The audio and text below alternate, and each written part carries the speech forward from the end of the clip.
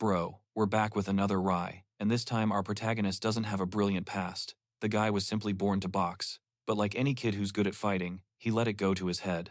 Boxing. He says he dedicated himself to it, had the height, punching power, and charisma. And in high school, they even called him a promising prospect in the world of boxing, but he says he couldn't, is paying attention to Cali. At this, Torres just smiles, saying that Cali is still Cali, telling him not to worry and just send that trash to the mine. He tries to remain calm. Calmly, he convinces himself to act superior, saying that this is what he has to do, so uninspired.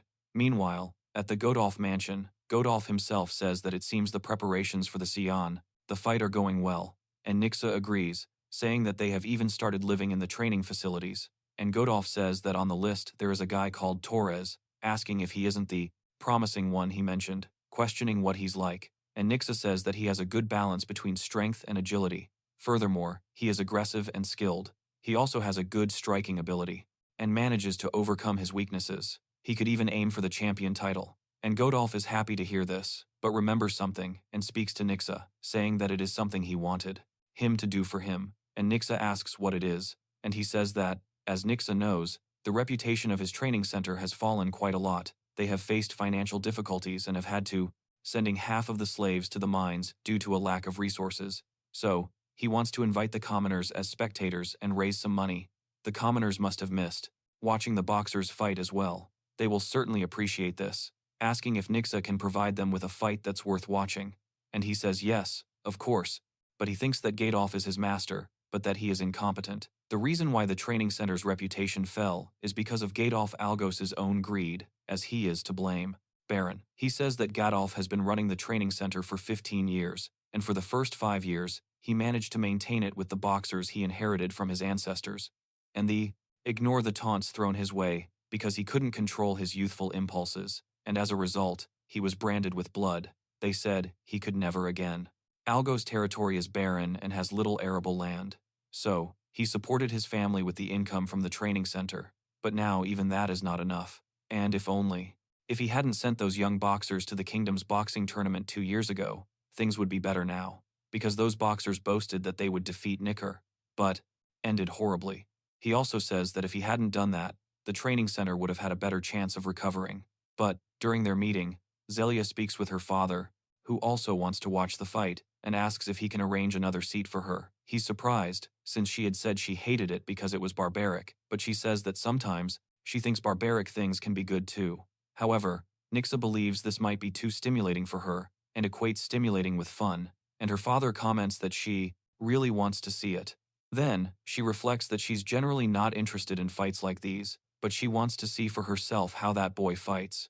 So, on the day of the fight, near the arena, there goes the protagonist, thinking that the time has finally come. He's totally determined because his moment has arrived, and before the protagonist's fight, Torres manages to beat his opponent with ease. And everyone cheers wildly for him. With that, Godofala says that it was a great fight, and that Torres has trained him well, making him a champion in just 1 year, and Nixa agrees with that. So the next match is called, and it's Solid versus Cali.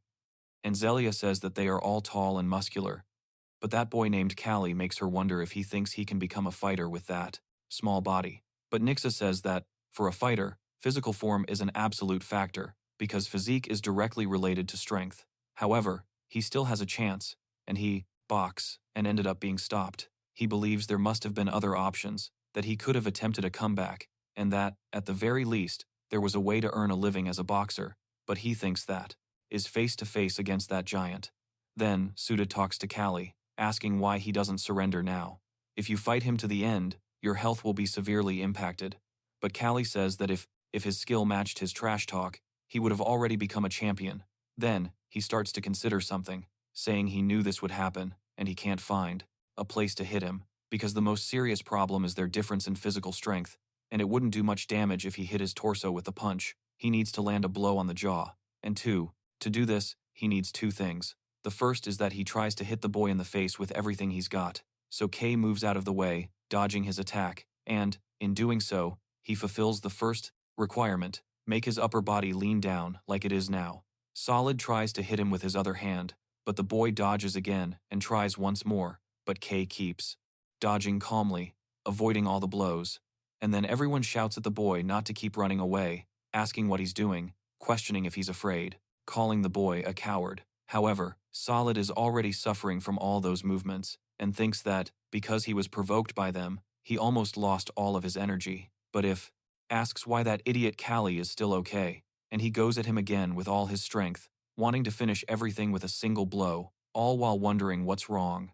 However, that's exactly what Cali wanted him to do. Saying it's simple, he made him continue attacking him. That's why he almost lost all his energy faster than Cali, who was just avoiding his attacks. And second, when he drops his guard, he must hit the jaw. But while he was trying to hit Solid, the boy grabs Cali by the foot.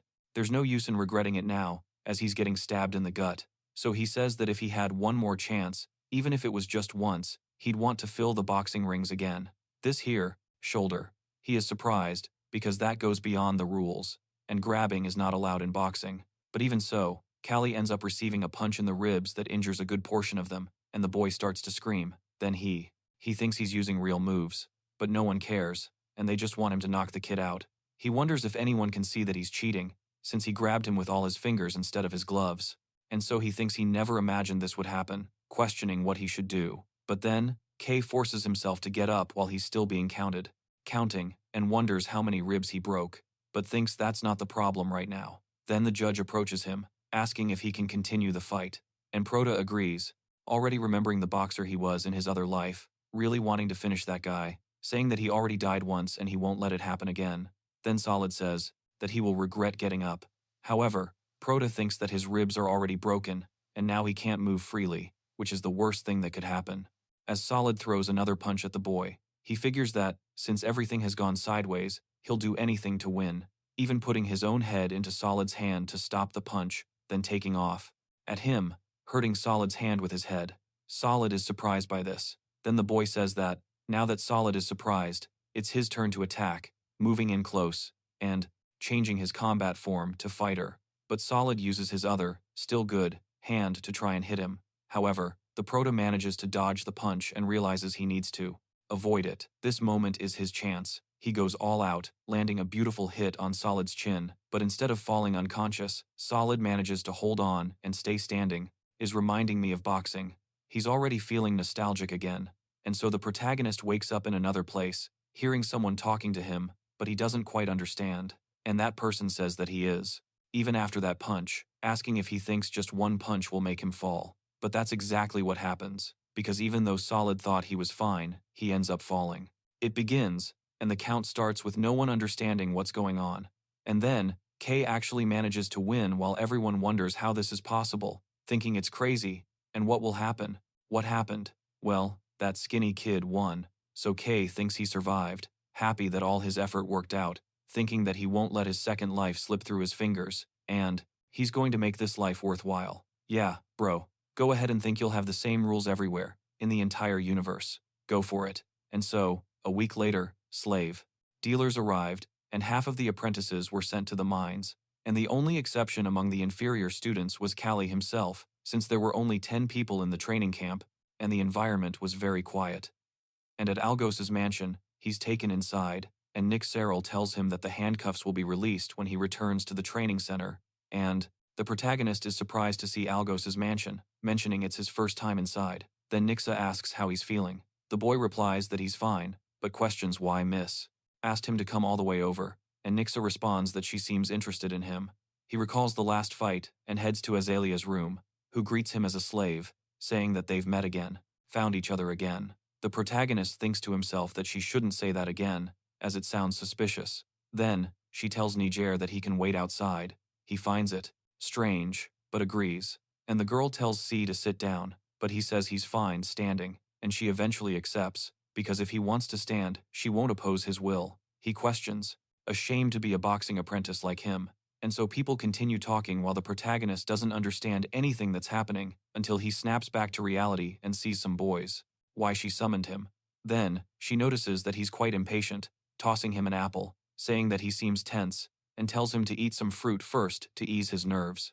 After tossing the apple inside, ravenously hungry, the girl watches him and says she called him because she has something to ask, and if he knows that slaves don't have the right to refuse, and he notices that this lady is difficult to read, and he tells her that he is indeed aware of that. Then she says he was incredible in the last fight and did well with those thin arms, managing to take him down in a single blow, and says his father dismissed it as luck and coincidence, but she disagrees. He notes that the intelligent girl picks things up quickly, and that the blow wasn't just a coincidence, but he says he shook his head, so she questions him about it. He confirms and explains that if you hit the chin precisely with your fist, your head will shake and you temporarily lose control of your body, which, of course, happens when the impact is strong enough. Then she asks if he aimed and attacked, and he confirms, which pleases the girl, saying that he did very well, eagerly awaiting his next moves, telling him to keep winning and become a professional boxer, because if he does become one champion, he will be able to become a free person. And with that, the boy returns to the training center and is finally released. Then he thinks about becoming a free person as he heads to his afternoon training session. Meanwhile, Torre is there training once again, squatting with that wooden log. He thinks that his goal is to certainly achieve freedom. He remembers his childhood, when they told him that he would become a very strong king. He was 14 years old at the time. Enig says that if he hadn't been told that, he wouldn't have escaped being a rural worker, adding that he has running while Prota is lying on the ground and bleeding out. And so, when he comes to, he's scared because of where he is and gets up with difficulty, questioning what that is, because he, a very good physique and a good spirit, telling the boy to work hard so he can become a champion and a free person. And he thinks that he hated all of that. Guys like Cali who do things, pathetic every day, aimless and without purpose, but suddenly he changed, defeated Solid, and survived. He says you never know what will happen in the world, and lately, things have been going very well for him. With Torres asking what he thinks about teaching the boy a lesson, because thanks to that cowardly bastard, Solite was sent to the mine. Monte tells them to tell Torres that they are going to beat up Cali, asking him what he thinks, but he tells them to get out of there because they are disturbing his training. Monte asks if he doesn't want to go with them, saying it's boring by himself. However, the protagonist says that if he wants to change himself, he won't bother him. He was just irritated by his requests. So, meanwhile, Kay is training alone and thinks that his ribs are finally fully healed, cured, and they are surprised that he started exercising around the time he recovered and gained muscle mass as well. But just then, that stupid kid goes up to the protagonist, saying, I hadn't seen him in quite a while, and Carr thinks to himself that he'd been wondering when he would show up, and then that idiot asks if it was fun to win so easily. So the protagonist orders he shouldn't start saying that it will be a problem if he gets hurt now. But then, he tells Kylie not to be scared, because he's going to take it easy on him. But Kylie denies this, repeating again, once more, saying that it will be a problem if he gets hurt. But the kid decides to go after Kylie, who quickly dodges that ridiculous punch he throws, stepping backwards, and he keeps trying to hit him, but Kylie dodges each of his punches and ends up hitting him too, just like he did with Solid, hitting him right on the chin and knocking that idiot out. He says that definitely died from being stabbed, but at that moment, that person is already Cali. However, Prota doesn't know this yet and wonders who that is. Then, a few days later, a guy is standing at the front of a line of kids. He must have thought he won by pure luck, but in reality, they are just idiots who can't see the obvious. And he talks about that impressive height and reach, and says it's like facing an opponent with a spear and punches that prevent any close approach. The long reach should be completely advantageous, but Mant's movements are wide with curved swings, making him unable to take advantage of his range. With this, he can easily attack while defending. He calls himself just a big punching bag, continuing to strike the weapons again and again. So, he thinks he shouldn't give him any chance, any opening, and continues to hit him repeatedly, maintaining the pressure. But at that moment, the other two appear above the protagonist, trying to join the fight, but Cali calmly dodges and notices that it's now 3 against 1, realizing that Mant is tired, but he still has 2 others who can help him. And Mant tells him not to be presumptuous about the hit that he landed by chance. However, the protagonist says that he's fighting with 3 because he can't win alone. But then, he tells the boy to be quiet, returning to attack Cali. But while Cali defends himself, Diamond, another one, grabs him from behind, and he says that because they are ignored by others, they need to humiliate other people to maintain their self-esteem. As a result, C is thrown to the ground and thinks that, looking at it this way, he realizes he himself wasn't much different in the past. Just then, Torres appears, saying he won't stand for it, and that if you're going to lynch someone, you should do it right, and he asks if he needed help in a one-on-one fight. Then, Mand confronts Torre, asking why he's siding with Cali. He replies that he's not on anyone's side and is just annoyed with the bastard who was defeated by Cali and is acting recklessly. But Man shouts, insisting that he wasn't defeated, he just let his guard down for a moment. But then, Torres orders, saying that the losers will go to the mine, and that, of course, if they win, they get to stay there at that boxing apprentice school, Gus, and that if they don't want to go to the mine, they should train as if they were him to fight again, declaring that he will be the judge. So, Man sees that there's not much he can do, and tells C to step up, asking if he's scared, but the kid is already getting up in a certain way. Absurd, full of hatred in his lungs, Man wonders if this is really K, scared to death of the boy. So, when he goes after him, K manages to dodge each of his punches and says that that slow punch of his would be strange if it actually hit him, and he lands several punches on the diamond rib.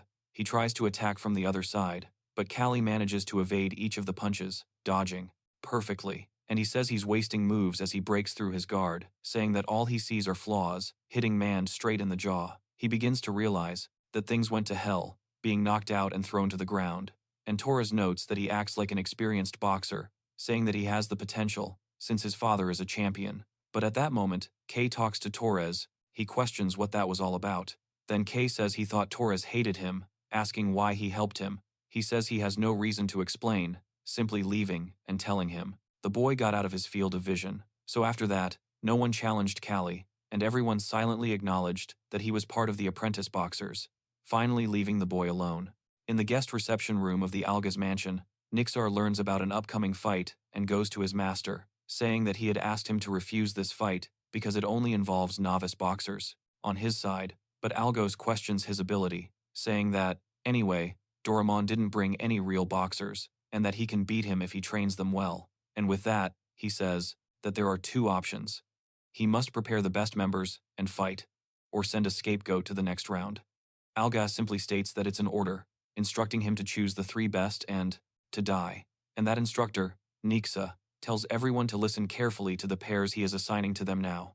He says the pairings will be Torres and Moran, Bisan and Kiso, Damon and Johnny, Cesar, and fight, because he wants to see Baron Doraemon lose his patience. But the one who is actually losing patience is Nick himself, wondering how much more he needs to destroy the training center before Algas realizes, what are you doing? If veterans like Torres can no longer fight, the training camp will be over. So, he thinks he has 4 days, and he must prepare and train them for the competition. And then Torres, Mondes, and Kali are called, and he says that he has decided to train these three and put them in a fight against Doraemon. Then, he says that he chose them because they are who he and the fight other instructors believe to be the best. And then, Torres asks the instructor if he thinks this team will win. So, he remembers the master saying that it is an order, telling him to take those three and win no matter what. He says that the three of them have a ridiculously small chance of winning. So, Mant is scared to death, wondering if they will die if they lose.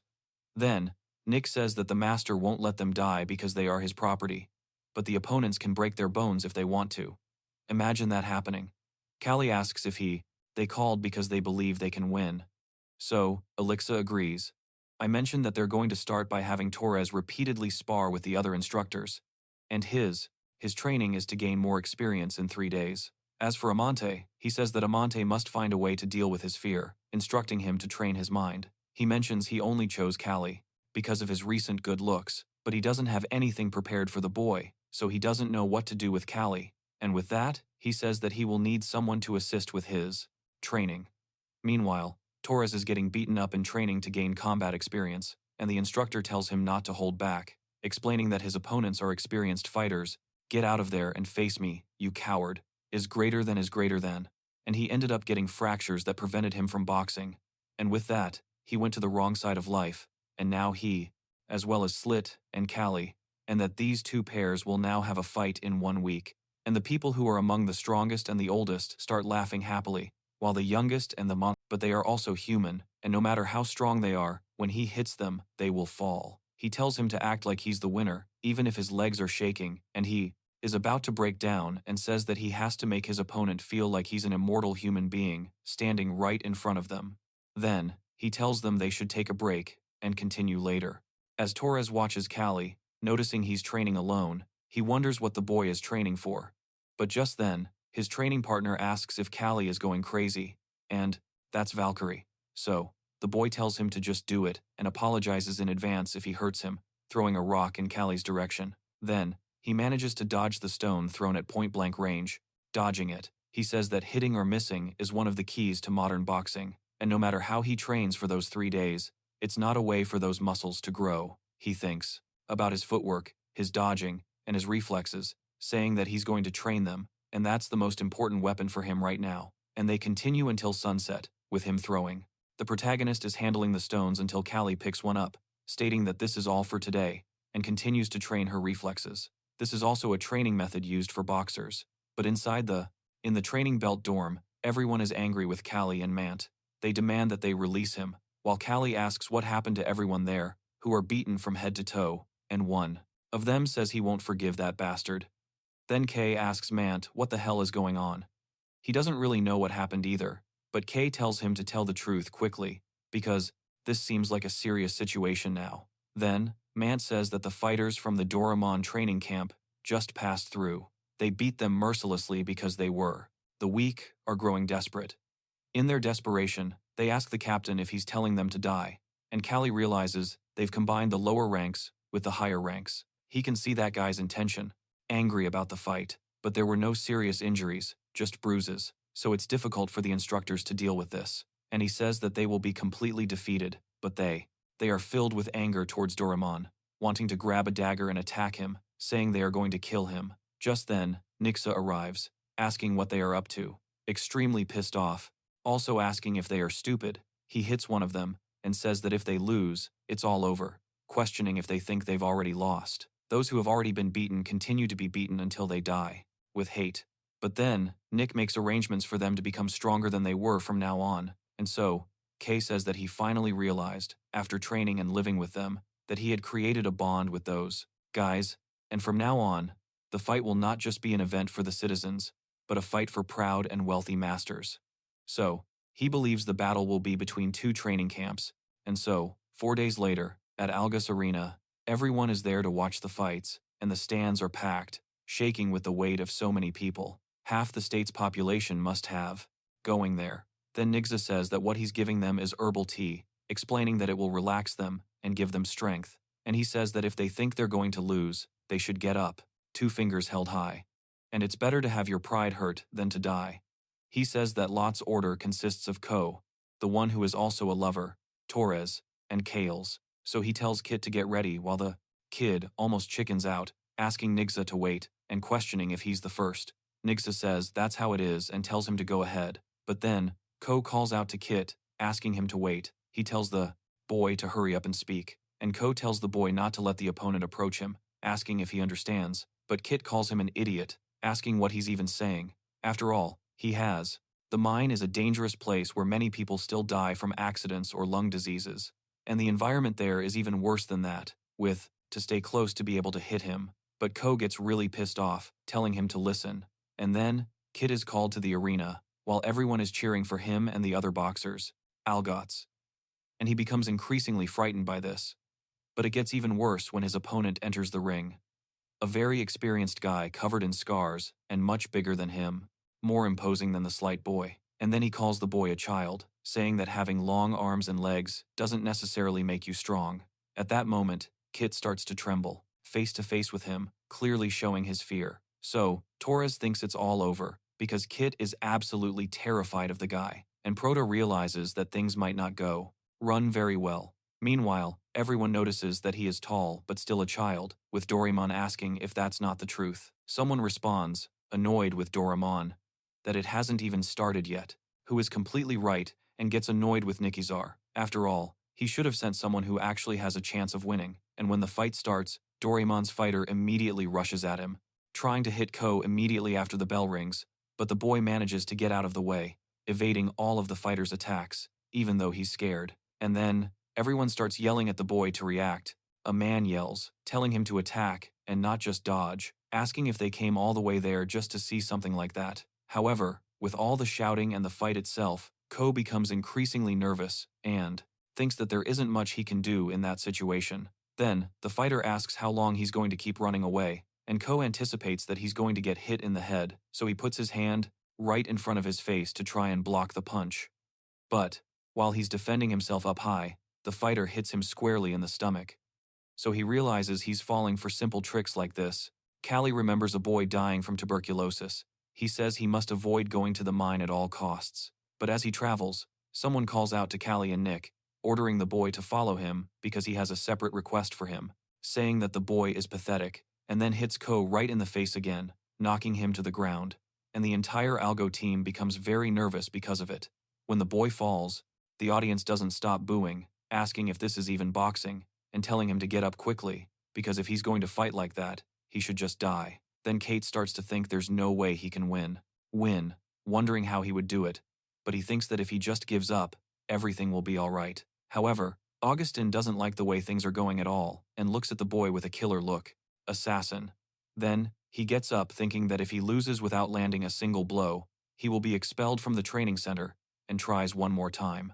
Then Daramon's fighter is surprised that he still wants to fight, but Kit tells him to shut up, saying that he is also a boxer, so he thinks he should calm down by doing what the instructor told him. Then he remembers Nick Arena, until Nick says he heard about him losing to C, questioning if it's true. He confirms it, saying that he already knew, but then Nixa asks if he has ever stopped to think about why he lost, and the boxer says he hadn't thought about it. Nixa says he didn't see it firsthand, but he's sure it wasn't a fight that the boxer should have lost, since he has a condition advantageous against the boxer. He's tall, with long arms and legs, and it seems like he didn't properly utilize his advantages. Nixa says that he must have lost his cool and become impatient, and that's why he abandoned Kali. Get closer to him, and if he allows that during the fight, he will definitely lose. So, he remembers that he has to remain calm, keep a level head, and thinks that he shouldn't be afraid and shouldn't let the opponent approach. And when the fighter starts coming at him aggressively, he thinks he should intercept the attack, and he actually manages to land a solid hit right in the middle of the Daramon fighter's face, while everyone finds out that this kid is getting special treatment again, and they say he's an idiot who can't even keep up with the training, and he was advancing. Everyone on his team starts to think that the boy is on the right track, and Kit himself can't believe that he actually landed his first attack correctly. And with that attack lands, boosting the boy's morale, and he continues to strike the fighter, not allowing him to get close, sending the crowd into a frenzy. Pakali observes that he is so flexible and fast because he eliminates unnecessary stress in his muscles, making his attacks more threatening. Compared to Deontay's fight, the boy has evolved considerably, and in this moment, he begins to resemble a praying mantis in the middle of the field, moving just as swiftly. The fighter believes he's ready to strike, but due to his height, he struggles to find the perfect angle, and finds it difficult just to defend himself. He knows that if he can land a stronger hit than he receives, it's over for him. He aims for the chin, trying to strike the boy's chin, but he manages to dodge it simply by moving his body. Then, he thinks he's caught him, throwing a punch accurately while within the range of his long arms, once again putting the Doraemon-like fighter on the ropes to be able to fight. At that moment, he gets scared and looks back at Nixer, who agrees that he did a good job, and with that, the boy finally manages to win a fight. Everyone wonders what happened, and Alice starts to make fun of Doron, talking about his apprentice and asking if Doraemon is watching and seeing what these apprentices are made of, and the nobleman next to him is consumed by hatred, while Algos, who is actually quite incompetent, is full of himself and says there are still 2 more rounds. However, August tells Walker to say something to Nixer, saying that he doesn't care if they die, they should just win and send the loser to the mine, and Walkerin is going to tell this to Nixer, who really doesn't like his master's attitude at all. Then, Nixar approaches him, saying that he submitted his name to the owner for dismissal. The boy asks if that's true, and Nixar notices that he is surprisingly calm. He says that he asks if the 2 of them are listening, saying that his master said he will send the losers to the mine, but the master is drunk now, so he will persuade him later, and if they are in danger, they must surrender immediately. However, Torres says he doesn't need to, because he's going to win, and Prota sees that this is the fighting spirit that they all should have. But that guy called Mulga thinks he's on a different level than the last fighter, and, with Torres going face-to-face with his opponent, it looks like a father-son fight. He says that he's going to give the boy some advice, saying that the situation is different up close, and that, if he doesn't want to get hurt, he should give up now. But Torres isn't intimidated in the slightest by that crazy guy, telling him to shut up and come at him. And, right at the beginning, Torres attacks him, and the 2 exchange blows at the same time, with each hitting the other in the face. And with that, Mulatto is already starting to to go down. However, Mulga hits the boy again, throwing him back, but Torres remains standing and hits him again. They continue exchanging blows in a pure, head-to-head slugfest to see who it will resist even more. At that moment, Torres stops, wipes the blood from his nose, and asks if Mulga has regained consciousness, thinking that even though he feels like he's going to fall apart, he needs to act like he's winning. And Mulga says it's like facing an active soldier, stating he's going to take back what he said, attempting to hit the boy with his cross. But Torre gets out of the way, managing to dodge, and thinks that this guy's swing is slow, but he notices that Mulga wasn't just trying to do that. With that, Mulga begins to remember his past and how 18 fighters have already fallen before his time spun asterisk, and even though he hasn't managed to become an A-level fighter, he prides himself as a veteran fighter. But that brat over there who is fighting him, a mere apprentice, is very strong, and even after receiving all the he doesn't have the physique of a fighter, and his bone structure is small. Minota agrees, thinking that with a body like that, he will die in less than a year. And Nixa speaks, possible punches, he managed to return them with the best possible force. He asks himself, why doesn't the boy fall? And everyone goes crazy watching that fight, because they are like wild boars. Wild, and I tell them to keep hooking up. And Prota realizes that he is barbaric, but surprisingly powerful, and on a different level. And with that, Torres manages to hit him one more time, drawing even more blood from Mulga's nose, and making him fall before his fists.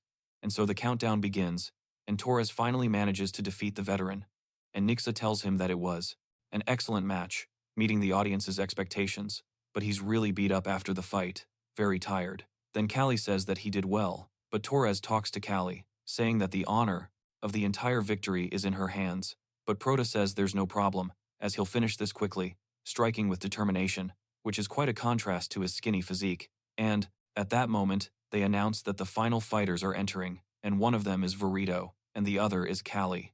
Then everyone wonders what they are thinking, because that blonde boy looks smaller than her son, and from the stands, Walker starts cheering for C. And Zaya is surprised and asks Walker if he knows him. He says yes, explaining that he helped him with his training. It was training to dodge rocks being thrown at him, and she is surprised by this. Doraemon thinks this was ridiculous, especially since he has to admit that he let his guard down.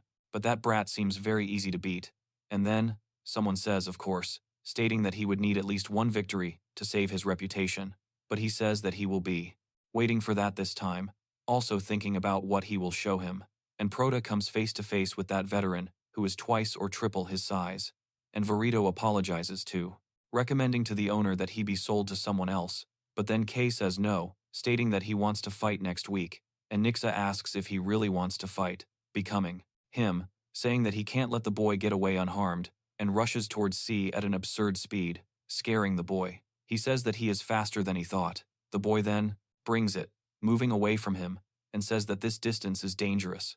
Noticing he's being cornered, he thinks that guy is blocking his movements and planning to finish him off in the corner. So, he thinks he has to avoid that at all costs, throwing punches at Verito. However, he notices that the boy's punches are very weak, and everyone tells him to fight properly, since the opponent is just a child, and they mock his 13 victories, asking, where's Vor's punch? And with that, he notices that the public is not liking it very much, and Callie says she thought he wouldn't let him get away easily, asking why he doesn't just try throwing a single punch. And at that moment, he notices that the boy is using the audience, and he doesn't know what he's trying to do, but that's just accelerating his defeat. Then, he prepares the strongest punch he can muster. Callie realizes she got what she wanted, and the punch is coming. And when Verito throws the punches, the boy manages to fight dodging calmly, evading each attack without getting hit, surprises everyone. Verito then questions if he's truly just an apprentice, and what kind of talent he possesses. The boy has. At that moment, Dorman begins to curse out his boxer, complaining that he can't land a punch even on a weak child, and threatens to kill the piece of shit later.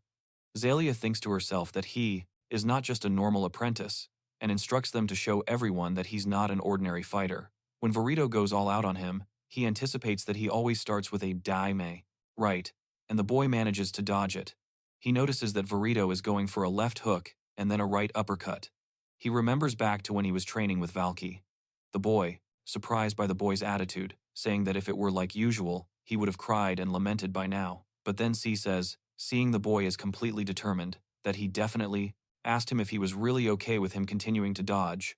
And Prota tells him to look at him, asking if he wants him to take all the blows, since just one is enough for him to take him down. And Valkyrin says he's not wrong, but he can't win if he can't land a single hit. However, Prota says that dodging is buying time, and Valk asks, time for what? And he says it's time to observe the opponent's movements and analyze their patterns. And after managing to evade him for a good while, he notices that Varito's foot moves to prepare for the next movement, and also analyze the shoulders, chest, and waist that move to prepare the next punch, and deduce the pattern to counterattack. He says he doesn't know if this glass-like body will hold up, but with his experience and his keen vision, it is possible. And the boy manages to dodge quickly, preparing a counterattack and hitting Varito right in the face, dropping like honey at the same moment after the single punch, but he manages to connect with a second one, knocking him down. So everyone is surprised by that, and Walker notes that everything Cali said was, indeed, he was deciphering the pattern. When Varito collapses to the ground, he wonders what happened, and Cali pleads with the heavens for him not to get up, as her hand couldn't bear his weight. He's feeling the pressure from that counterattack, and he says that, at most, he can use his right hand one more time. However, Varito slams into the ground but gets back up, irritated with the boy, and Cali thinks that he's screwed. So, Varito calls the boy a rat, saying he's going to crush him, grabbing a handful of sand and charging towards the boy, thinking that no matter how fast he is, throwing sand in his eyes will mess him up. And when he throws the sand, the protagonist is actually blinded, and Varito says it's over when they can't see. Then, Zelia says that he's bothering her, but Doram will become a boxer. And, looking into Cali's eyes, Nixa can see a spark of hope, and says that, if that's the case, he won't say anything else, and when he changes his mind, he should come to him, says it's his fault for letting it happen, and that it's normal for sand to get on their hands when they fall. And the protagonist says that he can't get used to boxing there at all.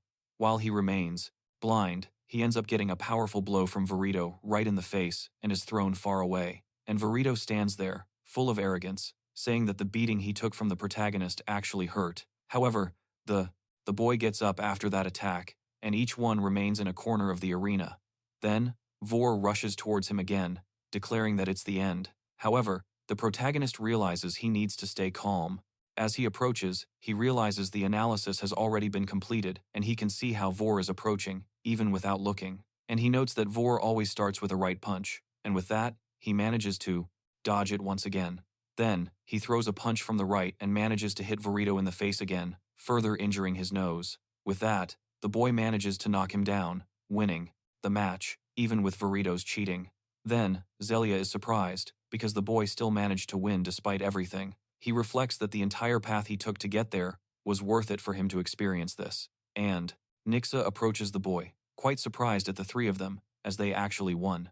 And so, after the fight, Baron Doraemon left the territory as if he were running away. Gadolf rewarded him with a barbecue, and they all ate, enjoying themselves throughout the night. 2 months later, the harvest season arrived, and Kay, while working to harvest a sweet potato, questions whether they think they are farmers. Prota tells him not to complain so much, saying that this is somehow good for his muscles to grow. The boy has changed a lot.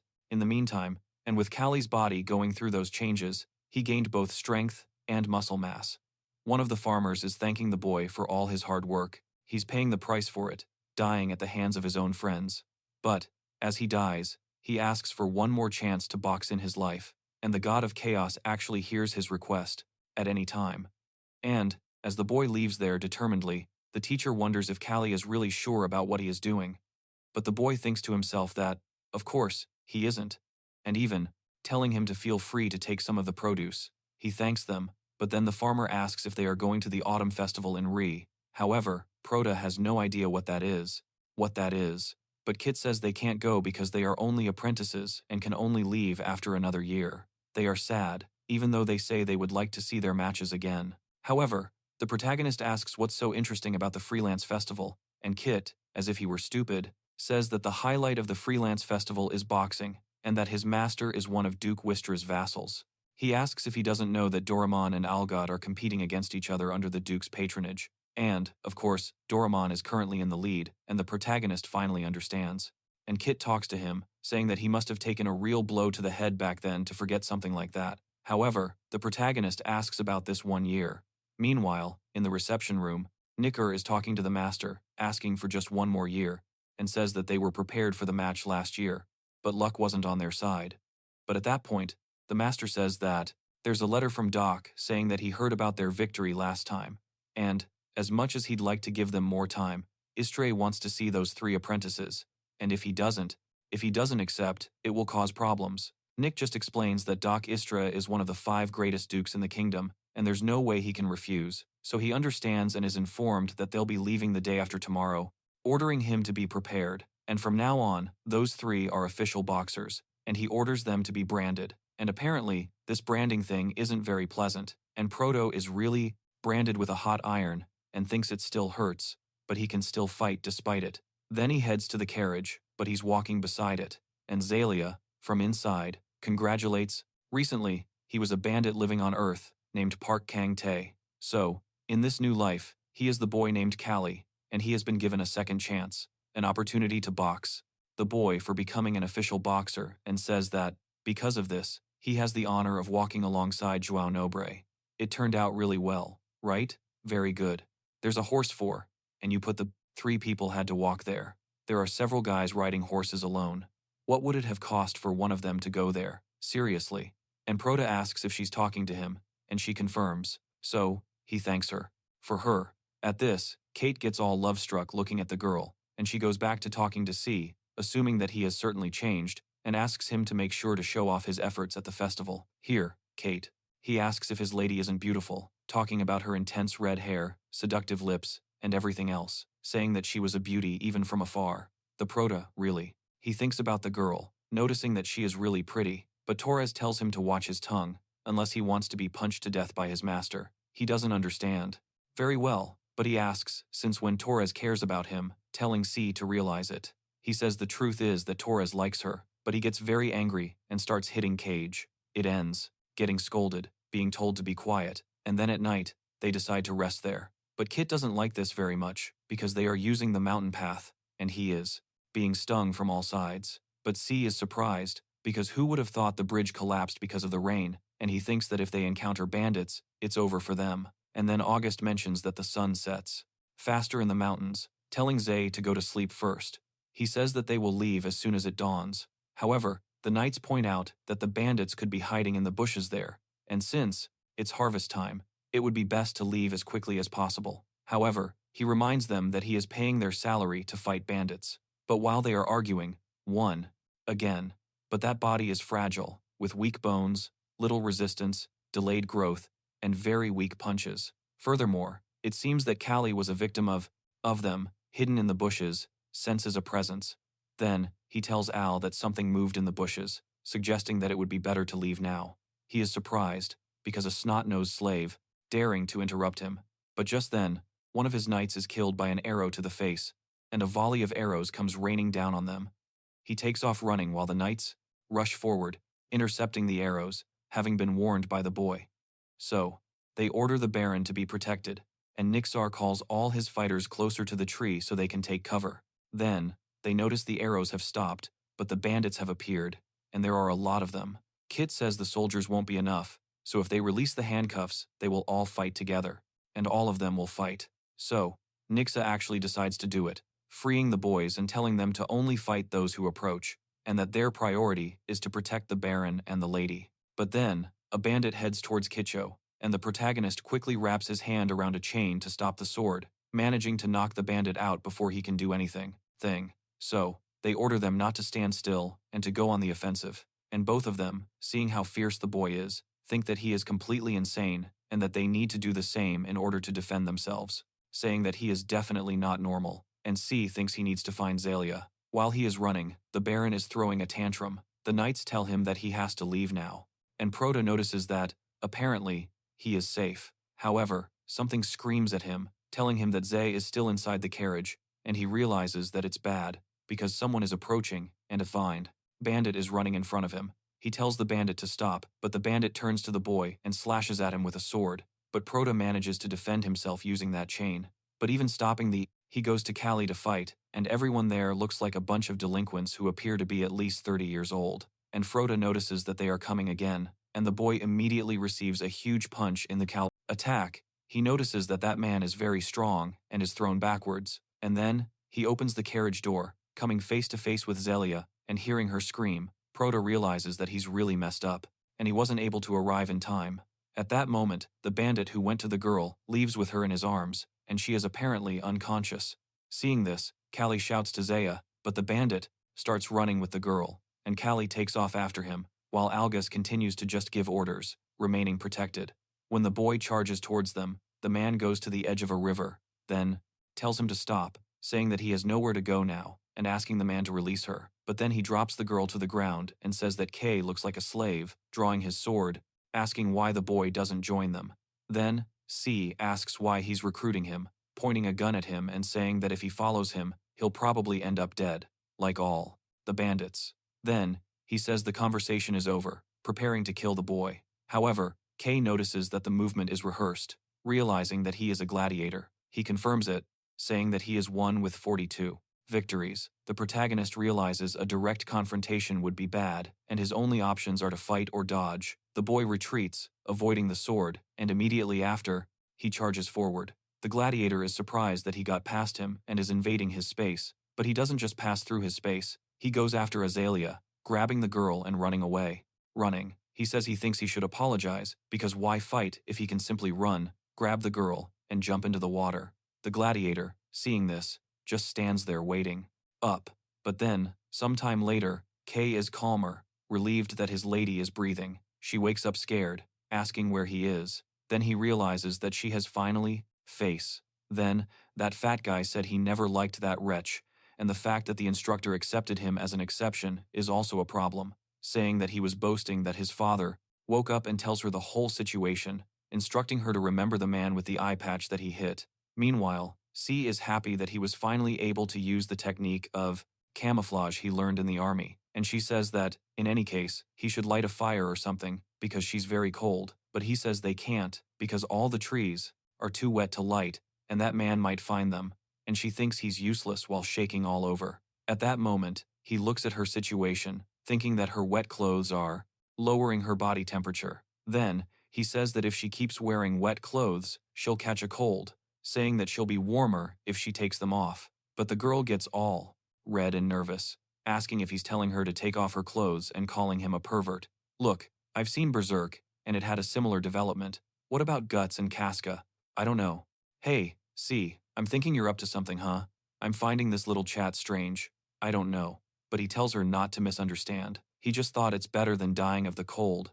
And he says he'll watch her back, but she keeps calling him cheeky. He replies that he has to protect her from now on, because if anything happened to her, he would be killed on the spot. But then she orders him not to look back, because if he does, she will stab him with her blade. He simply agrees. However, as she is taking off her clothes, he starts to be affected by the effects of puberty. So, he asks her if she feels better now. When the girl finishes taking off her clothes, she is still shaking, a little less, but he thinks that he too is freezing and bets that her lips are already blue. And he says there are two solutions. Either she uses his body to warm up, or they keep their bodies close to each other. But she says she doesn't need to, entirely. So, that fat guy said he never liked that bastard, and the fact that the instructor accepted him as an exception was also a problem, claiming he was bragging about his father is already fine. However, C starts doing push-ups right next to her. She finds this strange. Then he gets up, apologizing, and she questions what he is talking about. But he approaches, grabs her arm and says that, as he said before, they have to stay close to each other, because he heard that soldiers during winter marches do this to keep warm, and he knows that she doesn't likes it, but he will die if anything happens to her. And the girl ends up agreeing, and letting it happen, staying together until the next morning. And after the sun rises, they get ready and leave the cave. Then, he notices that the area seems safe, and asks if she is able to walk. And she asks why, questioning if he's going to carry her. He notices that she is still angry, but, to make matters worse, her stomach starts to rumble, and she becomes even more flustered, saying that she can't help it since they haven't eaten anything since yesterday night. Then, he looks ahead, seeing a river, and asks her if she mentioned having a knife, and he goes over there and starts gutting the fish in front of the girl, and she gets all excited. Disgusted, she watches as he offers her raw fish. But when she tries it, she realizes that it's not so bad. He says that if they follow the stream upwards, they should be able to find the others again. But then she questions what they will do if they encounter the bandits first. However, he responds that he will leave that up to her luck. Then, she notices that he is actually being responsible, but he says that he is always giving his best. So, all that's left is to hope that luck is on their side.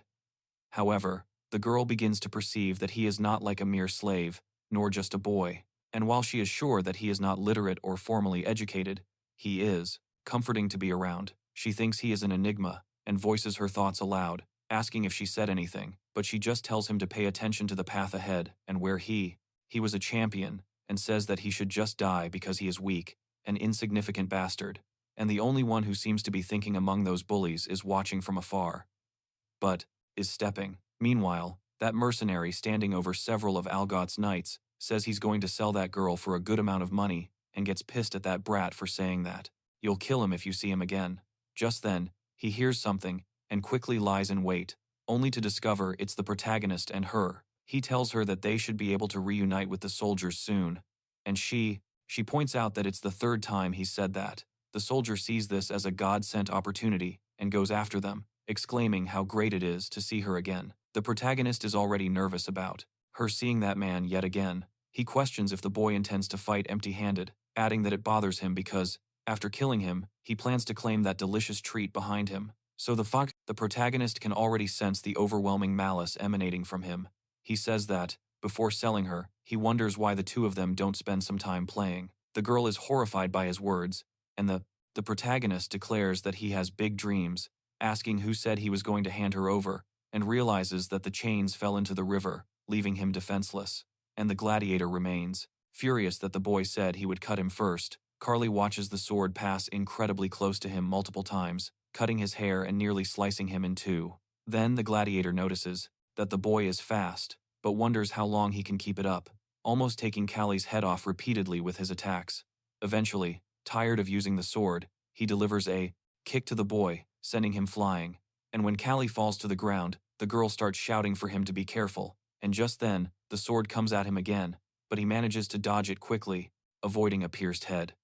He rolls on the ground and gets up away from the gladiator, thinking that swords have higher mortality rates with their longer reach, but he already knows how to win, and thinks Cali is pathetic, but then realizes that he would have been beaten to a pulp if he were the usual Will, but he finds it strange that the boy is resisting, and Kay starts to thinks that against fighters with long limbs or weapons and blades, he knows exactly how to win, because if he wants to take them all down using only his fists, he has to move into their attack range from them. Then, the mercenary says he's heading straight to his death, and the girl is very surprised to see him taking action, using boxing to defeat the armed man. So he enters his defense and hits him right in the middle of the ribs, greatly irritating the gladiator, who loses his cool, attacking in every way and telling the boy not to get cocky just because he landed a few punches, and the protagonist realizes that he needs something different now, and in the process, he ends up getting his nose cut, gaining a scar right in the middle of his nose. So he says he needs now the courage to face a blade head-on and strategies to advance, starting again, dodging the blade, and going to the gladiator's blind spot, where he wears the eye patch. The gladiator realizes that the boy is exploiting these blind spots, and ends up hitting his jaw once again. When the man is thrown upwards, the protagonist grabs one of his arms, now using judo, attacking him up the tree, relentlessly hitting him, pulling out teeth, elbowing him, and doing everything he can until he reaches his limit. And with the man lying there, almost passed out, all that's left is, he's thrown, and the sword is dropped, so he thinks she's going to kill the boy, but Zelia goes to him, picks up the sword, rises, and tells him to pay for his crimes, killing that man, and she says that 1,000 deaths will not be enough, and the protagonist is very scared by the girl's actions, remarking that she is certainly not a typical lady. I wasn't expecting that. I thought that he was going to be in that dilemma of whether to kill or not to kill, something I wouldn't expect much from him, especially since he's in a Kosa. But the girl went there and finished him off just like that, very angry, and dissatisfied that the pathetic one was the owner of that body. And that necklace says that now he only has to see his face once a week. And so, Cali says that's right, because he will be. After they take care of the leader, the soldiers give up, and they are saved, albeit belatedly. And Nixer, when he finds the boy, tells him that he was lucky, because if he had been taller, he would have gone blind. However, Kay mentions that he looks more masculine now. Gadov approaches the protector, speaks with Cali, and thanks him for rescuing his daughter, and C is surprised that the nobleman is thanking a slave, but he replies that he simply fulfilled his duty. Gadov orders him to rest, asserting that it is an order, and that he has that right. And now those guys over there are scoundrels who don't do the work that a young warrior did, and he says that, in any case, he managed to defeat a gladiator, which is splendid, asking if he used secret techniques. Cali says that having a weak appearance has its advantages, as the opponent always has their guard down.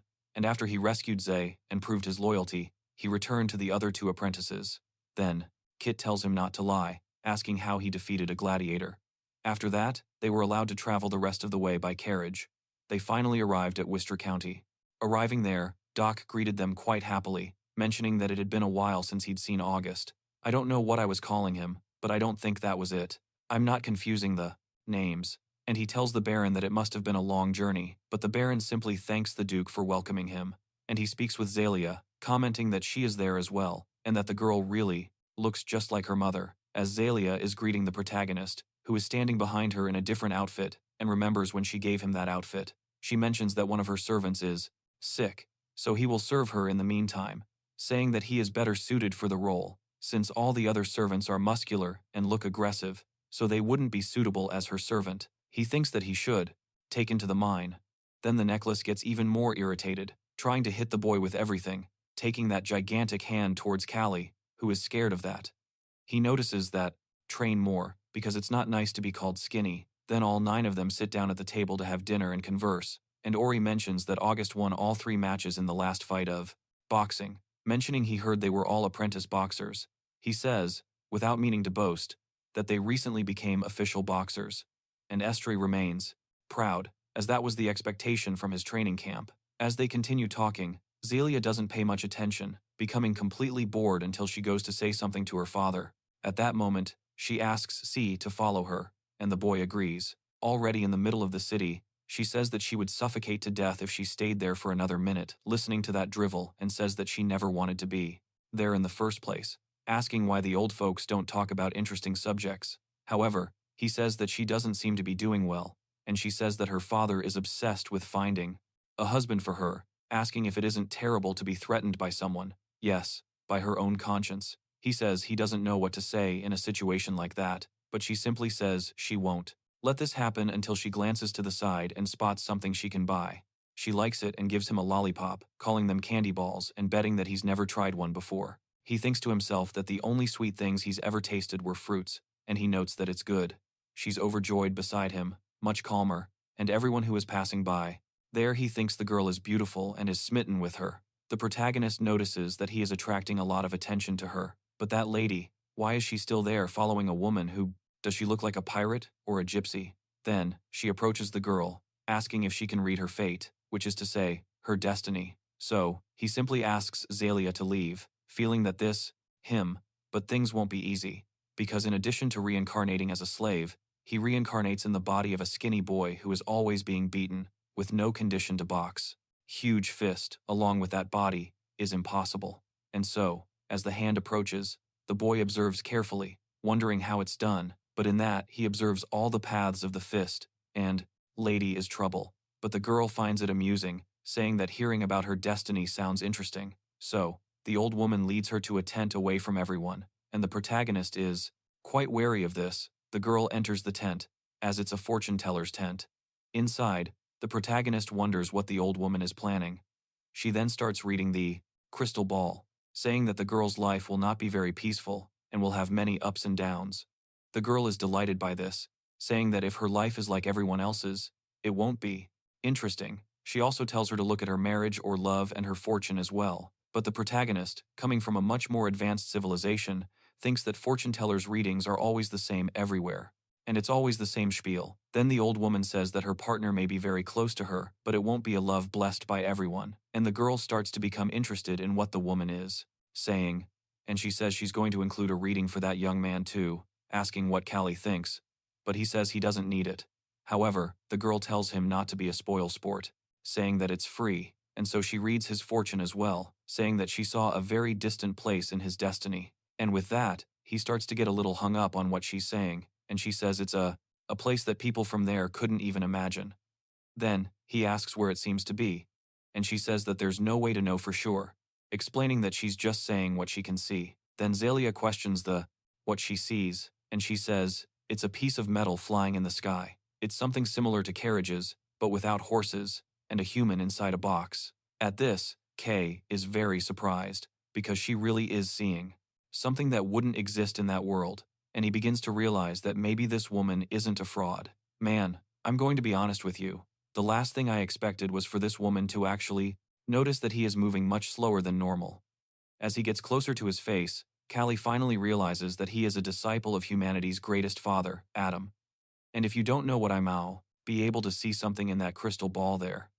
I thought she was just going to steal some gold from the girl and take off. And since she is actually reading his past, the boy gets scared, and she tells him that he has a very unusual aura around him, almost as if he had a guardian spirit watching over him. Inessa mentions that this is the best kind of luck for a boxer, suggesting that it might be the reason why he can win every time. But then he clarifies that it's just a myth and only idiots believe in such things. However, Zalia doesn't appreciate that and retorts that she already knows that, asking him how he dares to try to lecture her. Inicio keeps calling out to Zelia, insisting that wasn't what he meant, but as he walks away, the lady is quite surprised that he's a slave, commenting that there's no way someone with that kind of energy could possibly be a slave, and so, for 3 days, he had to constantly try to soothe her anger while in the castle. Finally, the day arrived for him to go to where the other slaves were located. He thought he would finally have some peace, but then the soldiers began approaching him, asking if that skinny little brat was the one. A boxer says that his puppy should be a hunting dog. Then Carr wonders why they are picking a fight with him, wondering if he could pass, and they say yes, but he will have to pass under their legs. And they both start laughing desperately at this unfunny joke. But then he asks if they have ever been hit by a boxer before, asking if that guard wants to experience it, and he gets pissed at Carr, asking how he dares to speak to them like that. But then Du tells them to stop, asking what they are doing, and seeing Du there, they stop immediately, and say that the slave dared to be insolent towards them, but he says that the boy is his guest, and Baron Augusti's property, asking if they are trying to tarnish his name. I'm talking about, you should definitely check out Chill Matt and Valkyrie, because it's really worth it. And the boy sees everything in slow motion, enough to be able to dodge that giant's punch, and he barely gets out of the way. And with that, the two soldiers become terrified and leave with their heads down. Then Sustra says he never imagined the boy would be a boxer when he saw him for the first time, noting that he is 1, 2, 3, and the protagonist confirms that it is him. Then Ori starts observing the boy's muscles, noticing that his shoulder muscles are certainly well developed, but defeating a gladiator with just that would be too much, asking what the boy is hiding. But when Prota gets scared, Iz just smiles apologetically, saying he just loves boxing, and tells him to forget about it, and then says that he will see him during the fight. But Prota questions what it was that he just felt. And so, in the lodging for slaves and boxers, Prota starts training and says that when his thoughts are running too much, he thinks he has to let his muscles do the thinking for him, and that's the solution.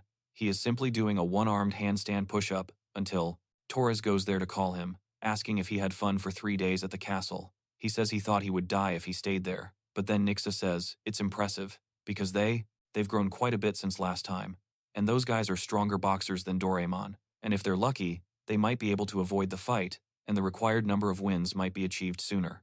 But then, Torres asks the instructor if it's really lucky for them to avoid fighting those guys, and Nixa says that, for now, yes, it is, because it's too early for them to fight against the boxers there. But then, Torres asks if he's telling them to just rot in the training camps, and he says he's 100% prepared to beat them all. But, at that moment, Nick just feels that the kid doesn't understand the harshness of the world, so he goes over and knees the boy, making him kneel, and tells him not to make him laugh, saying that kids like little, and even he is surprised that he dodged it, and so that other kid is impressed with what he is seeing, because that child did something absurd, so the big guy tries to hit him again.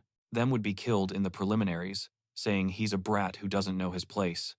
And he says that having a boxer with dozens of consecutive victories means that there's dozens of boxers were below him, and if it weren't for that fight, he would have killed him. Then, Tu acknowledges that he was wrong and apologizes. Meanwhile, Kid is scared to death over there, while Prota realizes that things really are like this. Then, Nixa says that no matter how strong someone is, one wrong move can cause their ruin. He talks to Kit, saying he's worried about him, and the boy asks why he is worried. But, before he can respond, someone starts shouting, saying that Doraemon's ogre is there. So, Nixa asks about this ogre, who is a guy, gigantic in size. And so, Nixa says that Doraemon is giving his all to bring that monster out. Then, Kid asks if that thing is really human. He says that everyone compares him to the monster, but, at that moment, they question whether that gigantic thing could even be considered human in the slightest. And Kit says that it really looks like an ogre from fantasy books.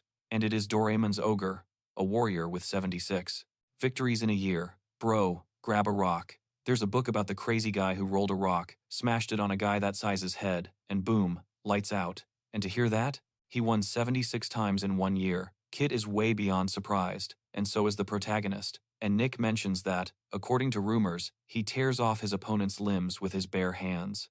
I confess, I don't know much about boxing rules. I'm a layman, but I don't think that's allowed. I think that's wrong, you know? And he says that his nickname really fits him well. He asks if this isn't dangerous, since all the instructors are trying to get the best spot in the fight, and he wonders what will happen if they have to fight the ogre.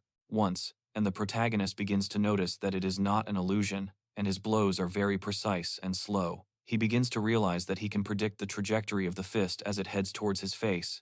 And so he says that his master must have chosen a fight where the ogre won't be, but it could happen, even though the chances are small, but he'll make sure. And I'm rethinking that. He thinks it's incredible. His nickname is no exaggeration. He is of a completely different breed than them, and Kit gets even more scared when talking to C, saying that her fists won't even reach his face and she bets that his will. Yours will make it. However, unlike the fear they are experiencing, Prota is making plans, thinking that his chin won't reach his, and even if it does, he won't have adequate strength to be able to take him down, and he needs to lower his body at all costs, and wonders how, thinking that maybe he needs to tire him out first, or target other parts of the body. But he thinks not, as his fist won't be effective enough. And so, Kit notices that this guy is completely crazy, because he is thinking about how to fight that guy. Monster. And sometimes he thinks that Cali is from a very different place than they are. Yeah, you're right. And Home places an advertisement in front of the nobles. And Doraemon says it's a shame, as he had wanted to fight against him again. He thinks it makes sense that everyone would want to avoid the ogre, and something tells him that there's always a next time. And then Nixa says that her master did a good job, because if he had fallen for his tricks, all those boxers would have died. And he says he knows this, asking if he thinks he's stupid, and questions what kind of lunatic would instigate a fight against a monster like that, because he understands why the Doraemon ogre is so popular, and he says that he wished to avenge the souls of the 3 losers from that fight, but he sees something soon, and then Nixa asks if, by souls, he thinks he killed them. And Alos says that, apparently, he made those 3 fight the ogre, and since they lost to apprentices, that must have irritated him. Then, he manages to calmly dodge in an infighter pose, attacking him, dodging all the punches, and shortening the distance between the two. And with that, he prepares to deliver it was basically an execution sentence. And then he talks to Nixa, asking if he didn't come there to watch the matches, and he says yes. So, Tor goes on the first day, Cali.The on the second, and the ogre fights on the first day, but fortunately, it's not against them. So they comment on their luck, saying it's not their problem, and they both agree. And already on the first day in the stadium, the one who had the misfortune of being matched against that monster, is left shaking in fear. And when the ogre steps into the arena, he begs him not to approach, but as he retreats, he ends up trapped in the corner of the arena ring. And the ogre gets even closer, preparing a punch and throwing it at the guy.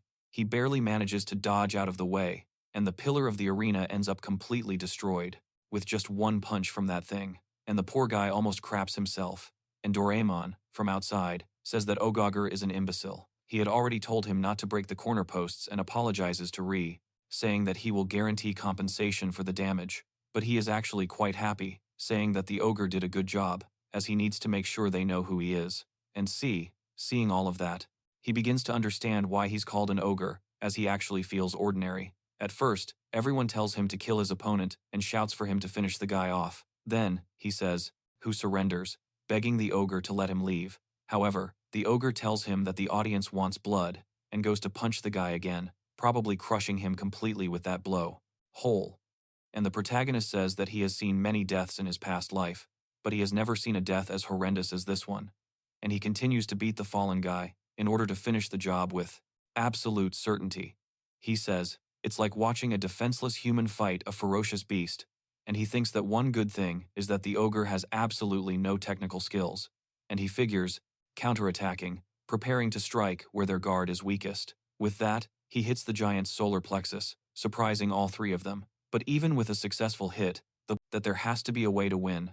But then, Kideo speaks to Kay, asking if he's still trying to figure out how to beat him, but the boy says no, stating that he doesn't think he'll even need to fight him, the ogre. But Kideo tells him not to dwell on useless thoughts, because he will die immediately if he does, and Torres says that failures are unacceptable for them now, because if they lose, they will to die. And the ogre lifts his completely dead opponent into the air, shouting and cheering to the audience, "You're crazy. This guy's punch must be like a cannon shot.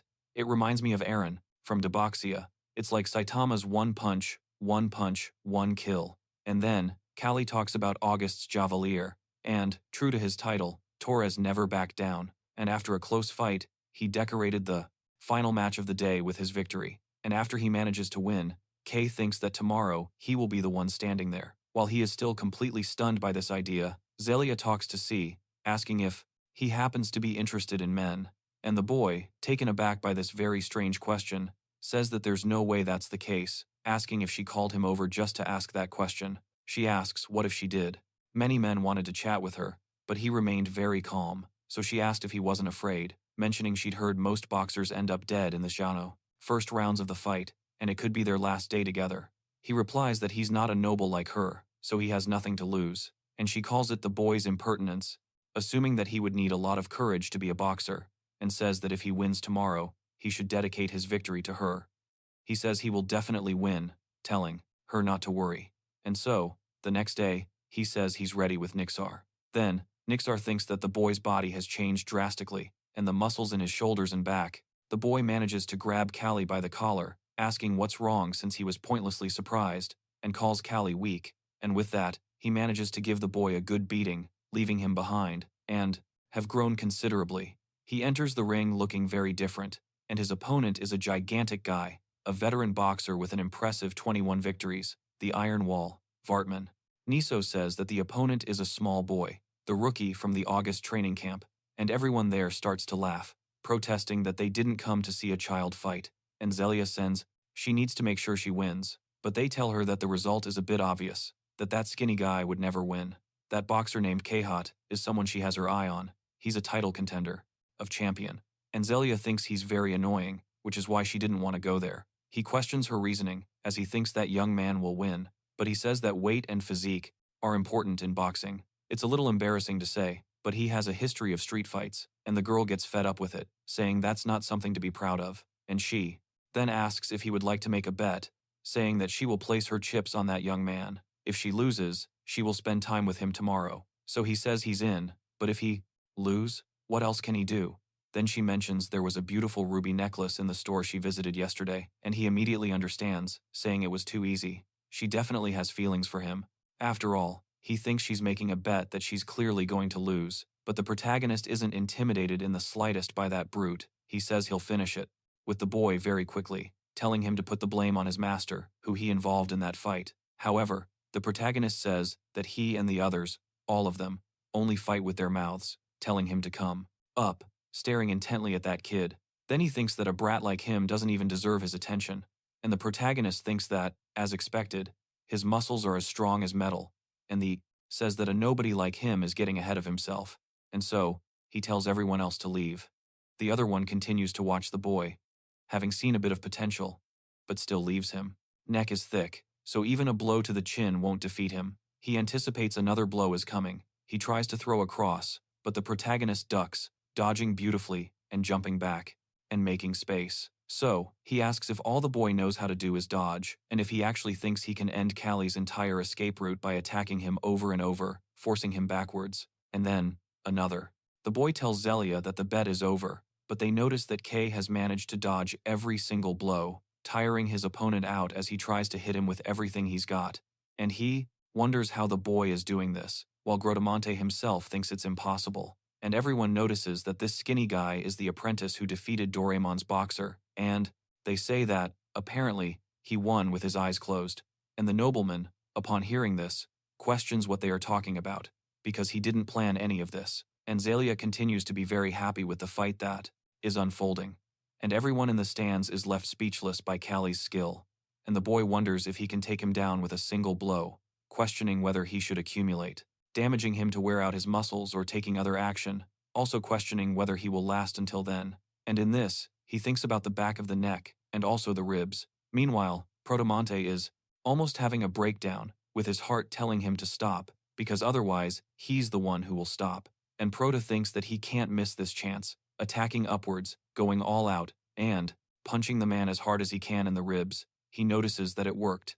And Nixar notes that the Sokum, in the middle, is a sequence of continuous dodges, and the perfect distribution of balance is something that doesn't come easy. And it's the hard work of muscle training that is paying off, something his original skinny body could never have dreamed of. And a punch that doesn't use the movement. Fallen backward and Cali on the floor, he starts to smile, bursting into laughter at what just happened. He wonders why he hadn't noticed it until now, because something as important as weight, or the opponent's weight, but with Cali's direct strength. And after breaking some of his ribs, the brute starts to bleed, and Prota starts moving again, and this time, hits the chin squarely. And then, Nixar notices that the boy has really grown, and everyone in the stands cheers him on to keep punching because he can do it, and the nobleman begins to be frightened that he might be losing his bet. And the protagonist notices that it is working, and the thick armor of muscles is weakening. Then Brutamonte tries to do something, throwing a desperate punch, but the protagonist dodges beautifully and hits again, once again on the same broken rib. Then he thinks that this is not a normal punch, as it is like a spear that hits, returns, and pierces, capable of penetrating everything in its path, front, like a sharp spear. And after this punch, the protagonist thinks he will end it with the next one by hitting the face, then going for another blow, wanting to hit with everything he has. And so, when he throws the last punch, the brute falls backward, passed out right in front of him, and with that, the boy wins another battle. Then the nobleman thinks that this is impossible, but Zalia says that it seems he won the bet, and she'll be waiting for him to give her the necklace. He leaves, completely frustrated, because it would have been less embarrassing if they had fought on equal footing. Then, something begins to happen. That the boy is his boxer, he's definitely invested a lot in him. And then he notices something strange with Proto, who is looking directly at him, and C pounds his chest while raising his hands toward the two of them. And Alg says that Proto is offering him the victory. He mentions that the boy certainly knows he's in debt, but in reality, Zay was the intended recipient of this tribute. He says that he succeeded, becoming stronger and stronger. And then Nixa tells him that it was a good match, saying that the audience and the nobles must have also enjoyed his fight. But then, as the boy reaches, but he's still going to do things differently this time. And, my friends, if you watch the video for the boxer here on the channel, you can believe that you're really going to like this work. So, without further ado, training in boxing is coordination and reflexes. Coordination, an eye that can see every grain of sand and follow its movement, and reflexes that dodge every punch. And he has a gift. To pick up the towel, he feels excruciating pain in his hand. So Nick tells him to soak it in water, removing the bandage from his hand and seeing that it's all purple and bruised, and says that, as expected, he still has it. A long way to go. And Prota mentions he didn't realize he was injured, and if he had pushed himself further, he would have damaged his bones. At that point, Torres comments that he still has the body of Phi Glass, but he did well, considering he thought he was only good at using his head. Then, right next to him, Kit is trembling, thinking that if C won, he'll win too. But Torres tells that kid to stop acting so strange. Then, Nixa tells him to take a deep breath, asking if he wants to lose without even throwing a single punch. He says his ears are ringing with the noise from the audience, and that he can't breathe, that it's suffocating, and that he's going crazy. Thus, the protagonist realizes it's a panic disorder, saying that it's not surprising he has one. So, he asks Kit not to overthink it, telling him to just dodge backward and use those long limbs like he did last time. Then he asks the boy if he thinks it's possible even as he's shaking all over, but after the fight, he actually ends up winning and is all happy about it. Torres finds this irritating. The protagonist doesn't even know how. Kit goes to him, saying that he really won thanks to his advice, and tells him that he is strong and intelligent, even calling him the best. The protagonist thinks he only said that as a last resort, but it could be that he's more talented than they expected. Then Zelia mentions that he should have seen the nobleman's face turn as red as a tomato when he tried to bet with her, but the protagonist, he asks what she would have done if he had lost, and she replies that he assured her he would win, which is why she was so confident. He starts to think that the girl fears nothing, and she says that she, quite useful, and he thinks he certainly won't let go of that possibility, saying that he will fight and win, thus surviving. How did Adam and I end up together in the Domberson? will take that as a compliment as she calls for Cali. But as they are leaving, the Baron arrives, calling for Zalia, and saying that she has a visitor, but she questions why he's in such a rush. He says that he is the second son of Count Joseph, who is present. The girl clearly doesn't like this, and the boy, who lost the bet, arrives, surprised that she is a lady from the Algot family, saying that he found her while searching for a beautiful lady with reddish hair, and says that he will introduce himself again. He is Joseph's second son, Valon Joseph. Then she notices how confident he is now that he knows she is the daughter of a nobleman of lower rank than his, and this is irritating him, and she thinks that Count Joseph is quite powerful, even among the central nobility. Central. And of course, her father was in a hurry, as he is eager to find a husband for her. At that moment, he presents her with the ruby necklace he promised, remarking that its craftsmanship was indeed excellent, and compliments her reddish hair, and she thinks this complicates matters for her. Then she tells him that he is truly a man of his word, and asks for his leave, but he says he ended up losing the bet, but asks if she would do him the honor of going for a walk with her, and she thinks he was trying to escape before that happened. And Alg looks at his daughter, hoping that she will accept, but as the girl is running away, he says that his daughter is too shy to accept, and that he will prepare her immediately, and Valon tells him to take all the time he needs. But then, she asks her father why he said that, saying that she has no intention of spending time with that guy. But he asks Zay to wait, asking if she can't at least doing it just this once for her father, saying that he might not be as bad as she thinks. Besides, he just wants her to live in a better place than his property, and she feels bad about same character. If I don't like this resident, I'm completely crazy. And so, he admits that 20 years ago, there was a growing revolt of the armored gladiators, and it was a difficult situation, refusing, saying that she will do it this time, and won't the next time he visits. And with that, August asks all of her maids to prepare the girl, and the Prota thinks that, dude, he's a pathetic guy who runs a boxing gym but knows nothing about boxing, and is only looking for the money right in front of him. He even had to sell off his boxing apprentices, his sources of income, and it's a miracle he hasn't gone bankrupt yet. And then Vion notices that the young boxer is from that gym, saying it's no wonder she was so confident when she made the bet. And Prota questions what he's talking about. Then he says that Prota is despicable, accusing them of conspiring against him, cursing him, and saying he has his eye on that mediocre slave, telling him to consider himself lucky this time, hitting Cali in the face, and saying he got involved where he shouldn't have. Then he completely changes his demeanor, talking to Zelia, ready to take her away. But Kay stays behind, pissed at that kid, realizing what kind of person he is. And then they actually go to the meeting, and C lies down a little ways away, wondering if everything is really alright. Stay with that two-faced guy. But then, he thinks the weather is nice, and ends up falling asleep, remembering when he was still training in boxing and beating others. So, he thinks that you just have to hit back after being hit, and no one can remain standing after taking a single blow from him. He says that's how he used to think, and that he was arrogant. And the protagonist says that he used violence to inflate his ego, and he remembers when he used to beat up others in his past life, and if he could go back, he would never do it the same way. But then, he wakes up from a dream and says that he obtained a second chance, but if he could go back, he would never live like that again. Just then, one of the maids rushes to him screaming, begging C to help them. Meanwhile, which even regular troops would have difficulty dealing with, and the kingdom, which barely managed to suppress the rebellion, subsequently abolished the slave gladiator system. And that was exactly. Zaya asks what the boy is doing, and he tells her to stop playing hard to get, asking if she even knows how expensive that necklace was, saying that if she received it, she should pay for it, giving back his body, at least. He tells her not to mess around, saying that he won it fairly and honestly in the bet. She calls him a piece of shit and kicks the boy in the nuts, and after he receives this kick, he doesn't fall or anything, but he slaps the girl back in the face. And C, seeing this, gets very pissed off and attacks him, but then the boy's henchmen say that there's no way. None of them will let him approach their master, calling the protagonist an idiot. But Kay doesn't care about any of them, saying that if they block him, they won't be going home today, and asks if they are sure. So they say that a shitty fighting technique that only uses fists won't do anything against real combat.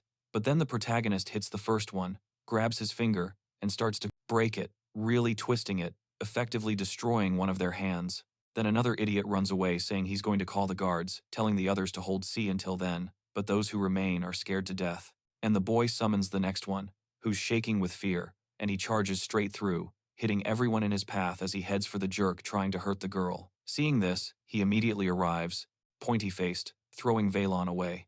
After being hit, Veilon asks how the boy got there. Cali continues to curse at him, asking if he really knows what he's doing now. He says that of course he knows, and he knows very well. He adds that he was about to receive compensation for Rober's necklace. But Prota, hearing him say that, is filled with hatred. Remembering his past self, the boy asks if he has a problem with it, but Prota starts to beat him, knocking out some of his teeth, and demands to know about this compensation, grabbing his face, and how the fighters were born. And the fighting style they used was to destroy an opponent with just one fist, and this gives the audience pleasure. And that's what he found out about the fighters. Shoving it into the water, trying to drown him. Veilon begs for help, but Prota says that the compensation he wanted is this. While continuing to drown him, he asks if he thinks the world is his just because he is a noble, asking if he thinks he can chart his path as he sees fit. But Zalia asks Cali to stop, and as a result, the boy admits he was wrong, asking for forgiveness, and Prota says he hopes he has learned his lesson, asking if Zalia is okay. She asks if he knows what he did, explaining that he's from the Joseph family and telling him to run because he needs to. Get out of there now. The boy's butler arrives, and the soldiers come with him, ordering him to stay right there, but he tells Zalia that it's too late, so Vion orders that boy to be arrested right now. But he thinks that's not enough, ordering Cali to be killed right then and there. And then, the rumor that the Joseph family's son was beaten by a slave quickly spread among the nobles at the festival, and Veilon thinks that, to ensure that his family is not ridiculed, that slave brat must be immediately executed. And he says that it will also ensure that the Og family never gets involved in politics. August becomes infuriated by this, questioning what he should do because he thought everything was progressing smoothly, but it was very different from what he had expected than he thought. He then says that damn Vion Joseph is crazy, questioning how he dared to touch his daughter. He mentions that Kay is currently being held at the guards facility, so he cannot be released. He reflects on how difficult a slave's life is, but then Zalia arrives, calling for her father. He asks her why she is there, as she should be resting, but she tells him that he has to help Cali, reminding him that Cali saved her twice. Slave or not, he must uphold his honor, and even beasts are rewarded for their loyalty. But even with that type of body, it's going to be difficult. And C is doing morning exercises with the other children, and he thinks this makes his destruction easier. So, one of them, Cali, is not being rewarded. August then asks Nixa to take care of Zalia for him, and the girl says she knows what he is going to do, and that he plans to get rid of Cali, but Nixa says they can't do anything else, and the girl keeps thinking about C.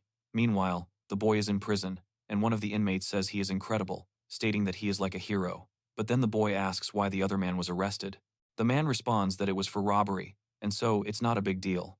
He says that, at most, his hand will be cut off, but otherwise he will be sliced into pieces. However, a guard arrives there, telling that thief to keep quiet.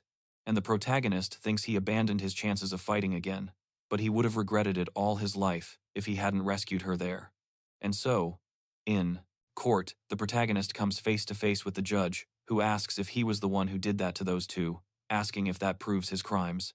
And the boy confirms that he really did it. Then they start saying that they should impale his head on the castle walls and put him on the guillotine, throwing things at the boy and telling him to die. And the protagonist thinks that everyone there, they are nothing more than trash, as it's as if they're saying that Veilon's actions against Zalia are acceptable. And so the judge declares that, by order of the court, the slave Cali will be sentenced to execution, and if anyone opposes it, they must speak now. However, the Duke steps in to defend him, asking if he may say a few words before the final verdict, stating that this slave committed a serious crime, but they are in the middle of the festival, a time when even beggars are treated with kindness. And he is arguing that the battle slave shouldn't have to die like a slave of battle. He also expresses his concern that the battle slave named Diogro from Doraemon has already carried out an execution before, and Doraemon confirms, saying he understands what he's getting at, and he speaks to Kay, telling him that if he's already exhausted, he can slow down. But the boy keeps running, even though he's struggling and close to vomiting, insisting that he's fine, and he thinks that, no matter what, he says that, in order to provide entertainment for the public, he proposes that the ogre fight against criminals who have been sentenced to death, and the Duke considers the rookie against that thing to be the same as a death sentence. And Doraemon says that would definitely be the case. He says that, as a battle slave boxer, dying in a fight should be considered an honor. He calls for a final fight between the ogre and Cali, And Cali, hearing this, thinks that he's completely screwed, and the Duke says that this will only happen if the Count agrees, and Count Joseph thinks for a moment and says that he is in agreement. And then, the guard takes Proto to his waiting room and mentions that he heard that he tried to protect his lady, remarking that the boy has loyalty. He admires this quality in him and says he will root for Cali. And Cali is left in the dark while he hears some people talking outside, and Kid ends up going there together with Torres, the instructor, to see the boy. So he asks why they are crying, and Kid thanks the boy for helping him last time, saying that that noble idiot deserved it, and asks why Cali has to suffer this. And Torres says that at first, he hated the boy because he was a complainer, but now Che is a good guy, asking the boy not to die and telling him to drink some of that, since he'll need strength when he fights. Then Nixa says that seeing the ogre was beyond his imagination, and that his only flaw is that he has no technique at all, wishing the boy good luck. And with that, Prota is a little without hope, but he is happy that there are people who will mourn his death in this life, and that is enough for him. But Zelia also arrives there, and he questions why she is there, and she says that she is not someone who would turn her back on the person who saved her. He asks her to worry about herself before him, since she was kidnapped by bandits and got involved with the son of the. He has to do everything he can to survive, and in that place, if he doesn't have the strength, he won't make it. After a while, they tell everyone to stop, but the boy starts to feel doubtful, since he, degenerate mother. Then she says that if he's so worried about her, then she asks him why he doesn't live to continue protecting her from now on, going to him and giving him a kiss on the boy. He questions what she just did, and she simply says she doesn't know what she did, asking him to promise, swearing like last time, that he will win. And then she says this through tears, looking at him. He says that she is making his death more difficult, guaranteeing that he will protect her a little more. But, meanwhile, Doraemon goes to the ogre, saying that it's time to fight, saying it's an execution fight, telling him to be as savage as possible and making sure to kill in the cruelest way he can. And the ogre actually stops eating that piece of raw steak he was eating and prepares to go into the arena. And with that, they announce that the most awaited moment of that festival has finally arrived. Doraemon's ogre executioner enters the arena, and the criminal condemned to death, the battle slave, is on the other side, and everyone is telling the ogre to crush that damned criminal. Well, that's what he deserves. Seriously, man, it seems like I'm rewatching Tibbet again. That scene where everyone is cheering for the guys, man. The crazy dude saved everyone, performed the greatest good deed, and yet they still want him to die. I can't believe it, man. No, crazy. And the father-in-law arrives, looking just like the Hulk, shouting at everyone there, and the protagonist says he's noisy, standing face to face with him, also stupidly wide. Then, he tears off his clothes and puts the armband on. He says that, with that physical strength, of course, he doesn't need techniques, and with that, he prepares to face that mountain, standing face to face and already unleashing the first punch at Ogagor, hitting him in the ribs, but he doesn't even move, doesn't even feel it. He realizes that, as expected, the blows have no effect. Then, the ogre starts hitting him, and the protagonist goes, used to be able to run better even when he was drunk. Nixar, watching from a distance, thinks that the kid who always used to fall behind is now in the middle of the group, and that if he had been like that, backwards while running away from that hand. Then, he thinks this is insane, because just by swinging his arms, he raises a cloud of dust, and the ogre starts saying that he's going to kill him, but apparently, he felt. That punch to the ribs leads Kay to say that the world is at least fair, because while he has a body given by God, he has no intelligence, and his physique is surreal. He's never seen anyone like that in Earth.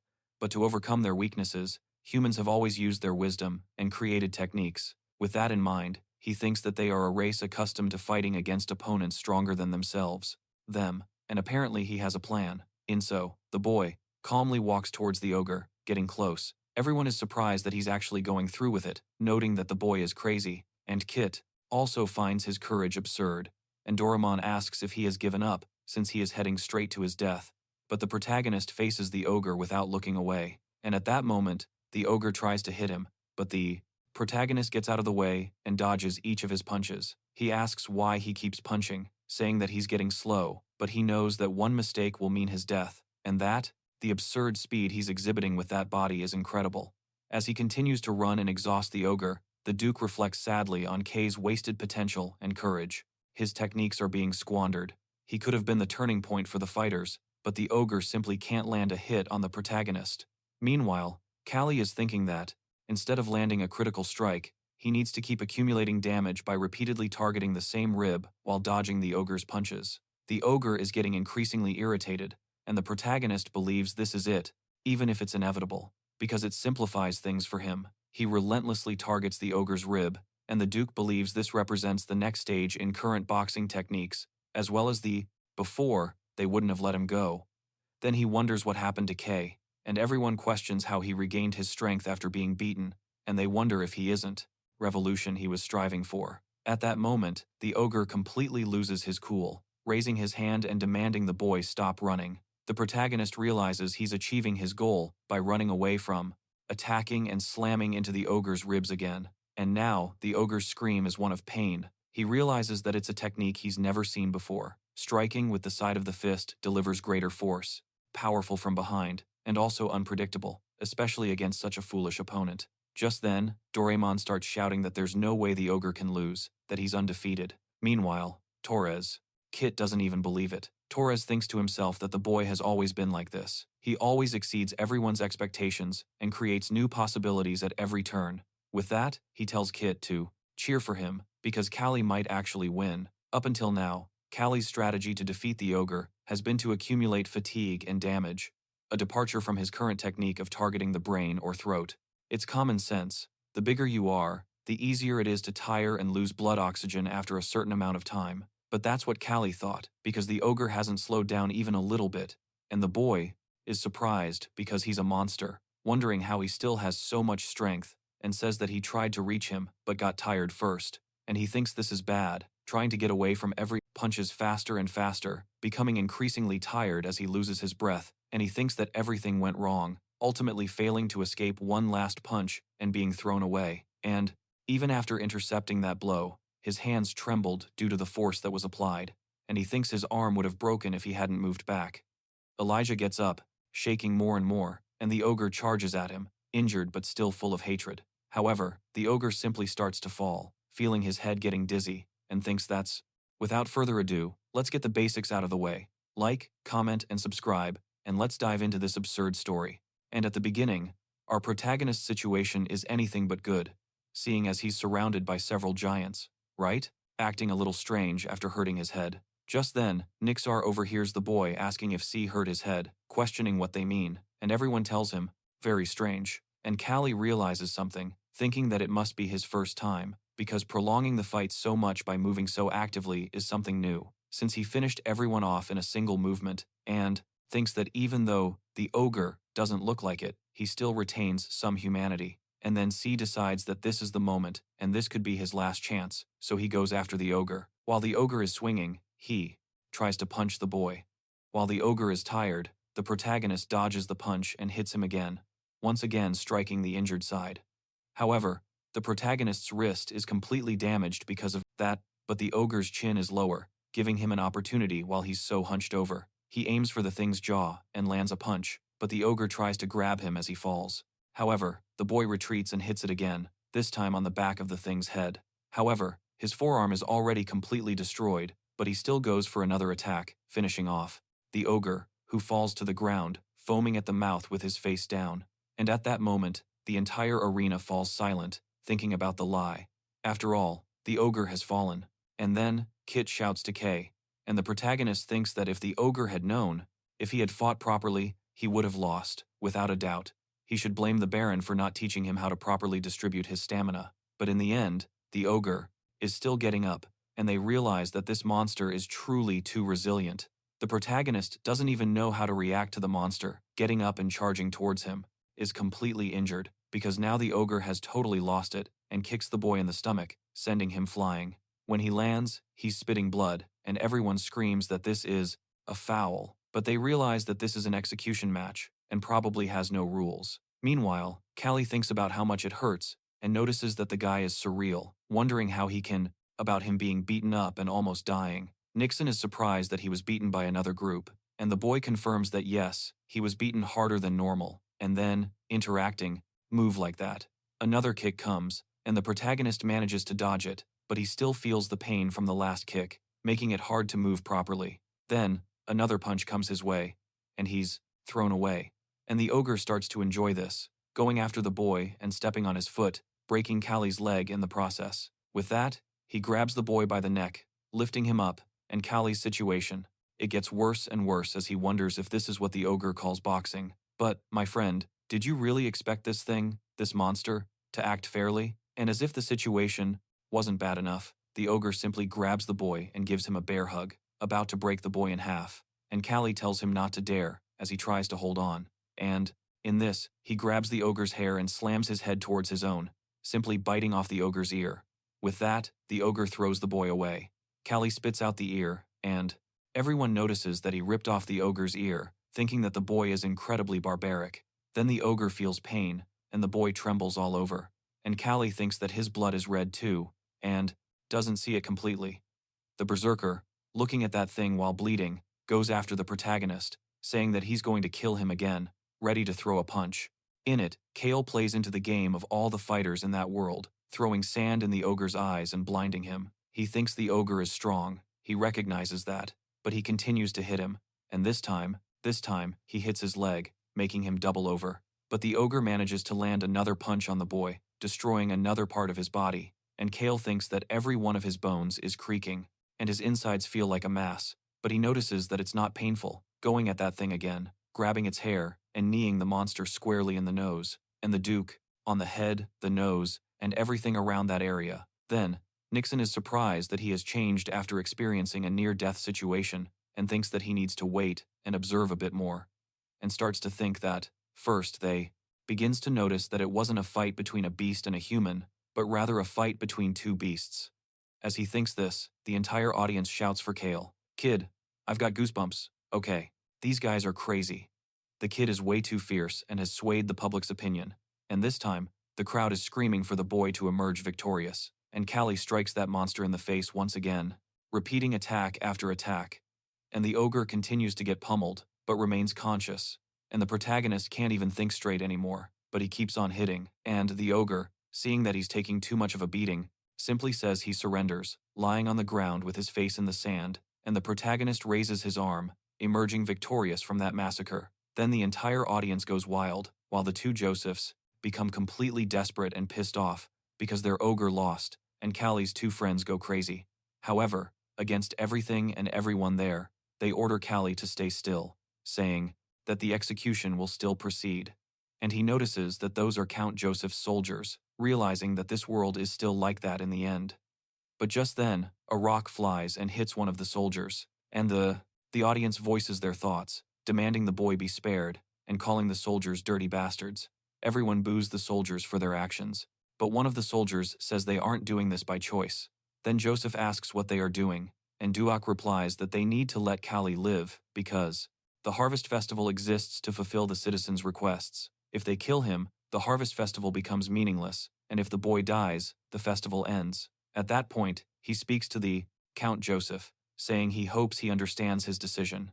Joseph, not wanting to cause problems with Duak, ends up agreeing, telling Vion to get up because they are leaving, must run another 50 laps. And so, the individual training in the afternoon begins with them lifting weights, while others are doing bodyweight training. And Kay notices that everyone is working hard in order to boss, saying he can't forgive the Baron for making a fool of him, and he's going to make sure they don't live in peace.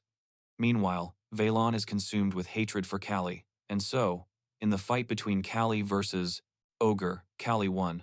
My friend, that was one of the best fights I've ever seen in Manhwa, and after the boy is taken out of the arena to receive treatment, they say it's a miracle he's alive, considering he fought with that body. All anyone can say is that the boy has courage. Then, Nixar asks if the doctor can save him, adding that if he needs to be hospitalized, he, Nixar, will need to pay. Nixar starts cursing inwardly, thinking that even though he's afraid of Count Joseph, the least he can do is cover the boy's hospital expenses. But then, Zalia tells Nixar to use her earrings as payment, taking them off and asking if that will be enough. The doctor takes the jewelry, examines it, and confirms that it certainly will, promising to give it his best effort. They're both annoyed with him, but the boy starts coughing up blood, asking what happened afterward. It's revealed that the execution was revoked, and the audience didn't want him to die. And Zalia says that he achieved that victory and expresses her happiness that he's alive. The boy is calmer, saying that at least he'll live for the time being. Then, a week later, he's still completely broken and being taken back home. Then, they ask who it is, saying that it's none other than the main character of the festival, the Gold Hunter, Cali. So he is surprised by that nickname, questioning who the hell gave him that crap. They say that everyone was calling him that, and Torres says that the boy is lucky to be traveling lying down, saying that he's jealous. But Cali says he's about to die there in that pile of shit. And Cali remembers that they said his bones will recover well, and the stretching of his ligaments was expected, and the ET avoid going to the mine. He also starts boxing with the straw dummy, thinking that he should work just as hard as the others. But then he begins to think that this training is not effective, and problem is with his shin. That ogre really went hard on him. Fortunately, Nick and Zalia convinced Algos not to expel him. However, Algos is still pissed off at the boy, but he says there's no chance, that he should be treated better. And the journey to the territory was difficult, but the return trip has been smooth, and Cali and her companions safely returned to the territory for Alg to rest. And 3 months later, winter arrived, and he says he waited 3 months, asking Nixa to at least say something, questioning why he is still in this state, limping, and Alg asks if it's possible to completely heal that leg. As they said, his bones haven't healed completely. He says that the broken bones have healed improperly due to a growth spurt, and Nixa says that he might limp for the rest of his life. And then August orders them to tell him personally, asking if it's true. He tells Edison that his leg won't return to what it was, and so he says it's over. And then, since he is the slayer of gods, they say that the boy is useless now, and they say that in winter, the traders don't. More people are passing by them. They are running out of firewood and food, blaming Cali because he messed with the Joseph family, and saying he should have been killed by Uguro back then. Axar begins to think that he needs to prevent Cali from being killed or expelled. He says that while it might be impossible for Cali to succeed as a boxer, with his skills, he is definitely capable of becoming an instructor. But the protagonist says no, that he doesn't want to be an instructor. At this, Kit asks if he's crazy, and if he rejected the instructor position. He tells the boy to shut up, saying that it's his choice. But Kit tells him he's stupid, arguing that the best position for a boxer after retirement is to become an instructor. He questions whether he thinks that says that it is impossible to inflict significant damage on an opponent with his current physique. But then, he starts thinking about the jaw. He needs to aim for a crucial spot, like the chin, and the chin is the only point. Instructor Nixa simply offered him this position, and says that Nixa gave him this opportunity because he saw himself in Cali. And then he questions Cali about waiting until summer, saying it's absurd, saying that he will no longer interfere, and that he doesn't understand how someone with a limp could return to boxing. If he had known that, he would have continued boxing for longer. However, the protagonist thinks about it and seems to have a plan in mind. Kate asks if he was hit the wrong way when he fought the ogre, and says that unless he's gone crazy, it won't work. But the boy tells him to shut up and worry about himself. Then, he asks what he means, and says that he already has 7 victories under his belt. However, Torres questions whether he has really gone crazy, saying that he even angered the master, but says he will be hated no matter what he does anyway. So why should he sugarcoat things by saying that he was the one who abandoned him first? Thus, Torres notes that the boy really has courage, and he says that, in the 3 months he was bedridden, former students of Torres participated in several fights to gain fame, and of course, if he were to become an instructor, his life would become peaceful, but it would still be meaningless if he didn't fight for himself. And then, a while later, Kay is helping the people by collecting firewood. Then they mention that they will have another winter. Warm thanks to him. He says he's doing this because he wants to, and they both notice that, now that they think about it, the boy has grown a lot, and he asks if they are serious, suggesting that maybe chopping wood helped, and one of them says that if his leg wasn't bad, he would be doing well. But then the other one tells him not to talk about it, because the boy seemed down. He says everything is fine, saying it will heal soon, and he says he's getting cold, mentioning he's going to go home. And as he's returning, he gets irritated, but thinks he should calm down, because he has the knowledge and experience that the other boxers don't have, and he, capable of causing great damage, because he'll make their whole head shake. What he needs to do is land a hit and make them fall. So, he needs to aim perfectly for the chin. Then another guy goes to Cali. He knows that it is impossible for his leg to be cured with the medical technology available there. But then he questions what he's seeing. However, Zay appears there, saying that he scared him, and questioning why he hit him. He meets her at the door, but asks why she's in his room. She replies that he's speaking as if she isn't allowed to be there, which makes him think that he can't look her in the eye after what she did. Then the girl senses his mood and says she came to say goodbye. He asks if she's going somewhere, and she explains that the territory is in terrible shape. Besides being poor, even the markets were shut down by the Joseph family, since all the traders who pass through are individual merchants, and the weather is getting colder, while the cost of living keeps rising. Furthermore, the more luxury goods there are, the more basic goods are lacking, and at this rate, they will succumb to winter. He responds that he'd heard it was bad, but didn't realize it was this dire. So he asks what she can do, and she says that if the traders won't come, they'll have to do it themselves. She will personally deal with a merchant guild, and he asks if the master will not join her. She says there's no way he will, as he's living like a corpse now. He is too scared of the count to even leave the room. She refuses to lose to. And she learned that without power, justice will mean nothing. And the proto realizes that she has grown up, and she thinks that if her family had power, everything would work out. But she notices that Kali's leg is still bad, and he says he chose this path and was prepared for whatever came. And she says that she heard that someone with the ability to heal a hopeless leg has appeared and, with the Merchants Union, she will be able to obtain more information and guarantees that his leg will be healed. But he asks her to please not worry about it, saying that she has no reason, asking what he's doing right now. And the boy says that he's in the middle of training, and then one of them says he already knows that, asking why he doesn't train with the other guys in his training group to help a slave. However, she says that he saved her life twice, and that is reason enough. Then, when she leaves, he tells himself that she is a girl who has barely turned 20 and is 5, doing so much that he can't just stand idly by. Then, a few days later, someone approaches C while he's chopping wood, saying they heard he's a boxer. He confirms, saying he's there for rehabilitation training, and they reply that it's good to have extra hands for the work, asking if he could consider chopping firewood as rehabilitation. And he says that it's impossible to fight in his current condition, and that he can't react at all with that leg, but he must do it, because if he stops now, all his work will have been in vain. So, as he tries to chop the wood, he fails. One of them starts laughing, saying that's not how you use an axe, asking to show him how, and then demonstrates a much better swing. And the protagonist observes this. He says that the key isn't just power, that power is only a small part of it. And the protagonist thinks about changing his perspective and realizes that it really utilizes the muscles in his thighs and waist. Then, one of them calls out to them so they can come down. Now they question what he means, since he still has time to do this. Another one of them notices ogre footprints nearby, saying that he must have come down to hunt, and judging by the size, he appears to be younger. And without his mother around, he's better safe than sorry. They will finish leaving. But one of them asks who that limping boy is, since he's never seen him around there. They say he's a slave from the boxing school. They ask if they've ever heard about C, the boy who fought the ogre at the harvest festival. And he is surprised to be face to face with the ogre hunter, saying that his son went to watch that fight. And the protagonist turns, and Cali says that he likes to train in a different way, and that the style they're training there is outdated.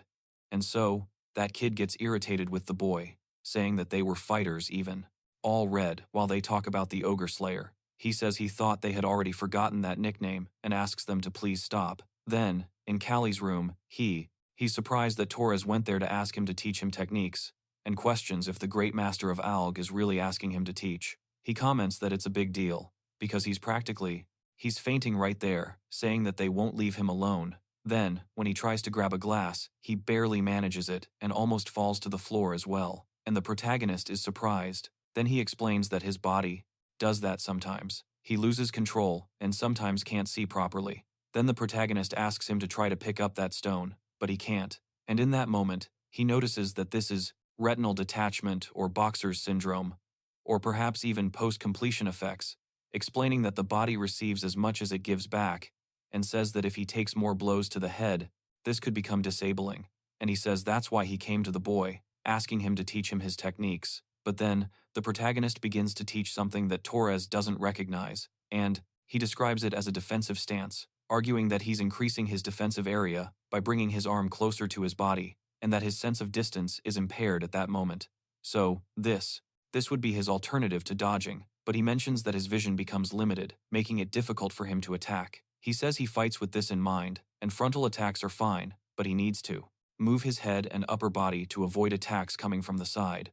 And when he attacks, he has to rotate his upper body to add acceleration. And the important thing is to block and then strike, rather than being struck and then striking. And he pauses to think, telling the tower that it seems to have damage to its eyes or brain, asking if it wouldn't be better for it to take a before he was born, saying that there's nothing good in ignoring veterans, and questioning if Cali knows this. So, Cali says that in that place, boxing is the crush everything type, and that it's the same. Rest. But the boy tells him not to even joke about it, because his schedule is completely full at the moment, and everyone else is injured as well, saying that he can't be the only one sidelined. However, the protagonist questions the instructor's actions, pointing out that he should be the one preventing the master from acting recklessly, and asks why he is allowing it to happen. He says that, it seems, the master no longer listens to him, and the only sensible one was the lady, but now she is gone as well, and at this rate, both the training ground and the territory will be ruined. He adds that the territory's administration is at its worst, and this winter is colder than usual. Also, apparently, the Doran couple fled during the night, given that God of August never had a good reputation, so the people's complaints continued to increase. Following this, they question the whereabouts of the boy with the broken leg, clarifying that if they are referring to Cali, he has already reached his quota, and is probably training somewhere around there. The veteran expresses surprise, noting that Cali is progressing faster than he did. Then they conclude that he is probably nearby, just sending for him. Meanwhile, the protagonist is punching a tree, growing stronger with each blow. He admits it's a bit crude, but effective, and it's Lady Wolf. He explains that when bones are damaged, the calcium content increases, strengthening bone density. Therefore, if trained at the correct rate, the bones will become denser, creating a physical structure, similar to a weapon. He continues hitting the tree because of this. He says he has to become stronger than before, using only his back and waist, no matter the cost. Then, they head over, talking to C, and tell him that they are about to leave. But suddenly, one of them starts screaming, and the others ask what's wrong. He tells them to look ahead because a wolf is lying dead therein, all beat up, bleeding, but still with a cigarette in his mouth. And that is Park Kang Tae. He starts to notice that it hurts way too much, and then one of them says he'll give him time to smoke his thing as a heavyweight fight in his world. He used to train with that style, but regular training won't help him with that body type. And at that point, that veteran tries to give orders again, in front of them. They point out that it's already dead, so he's surprised and says he got scared for nothing. One of them comments that it's a shame because it looks like a bear killed her, and probably returned to its own puppies before dying. They say it's unfortunate for them, but it's better to leave them to Mother Nature as they can barely feed themselves now. However, a little wolf cub heads towards the protagonist, and they start saying that the wolf likes the boy, but they tell him that he shouldn't get too attached. The protagonist realizes that the wolf is also desperate, and supposes that he should stay too, so he takes the wolf home, and Kit thinks he's really cute. But he tells the protagonist that if any instructor finds out, it's all over, and he says that he's been giving part of his meal to the wolf, and it's not even as if he were taking more than what's provided.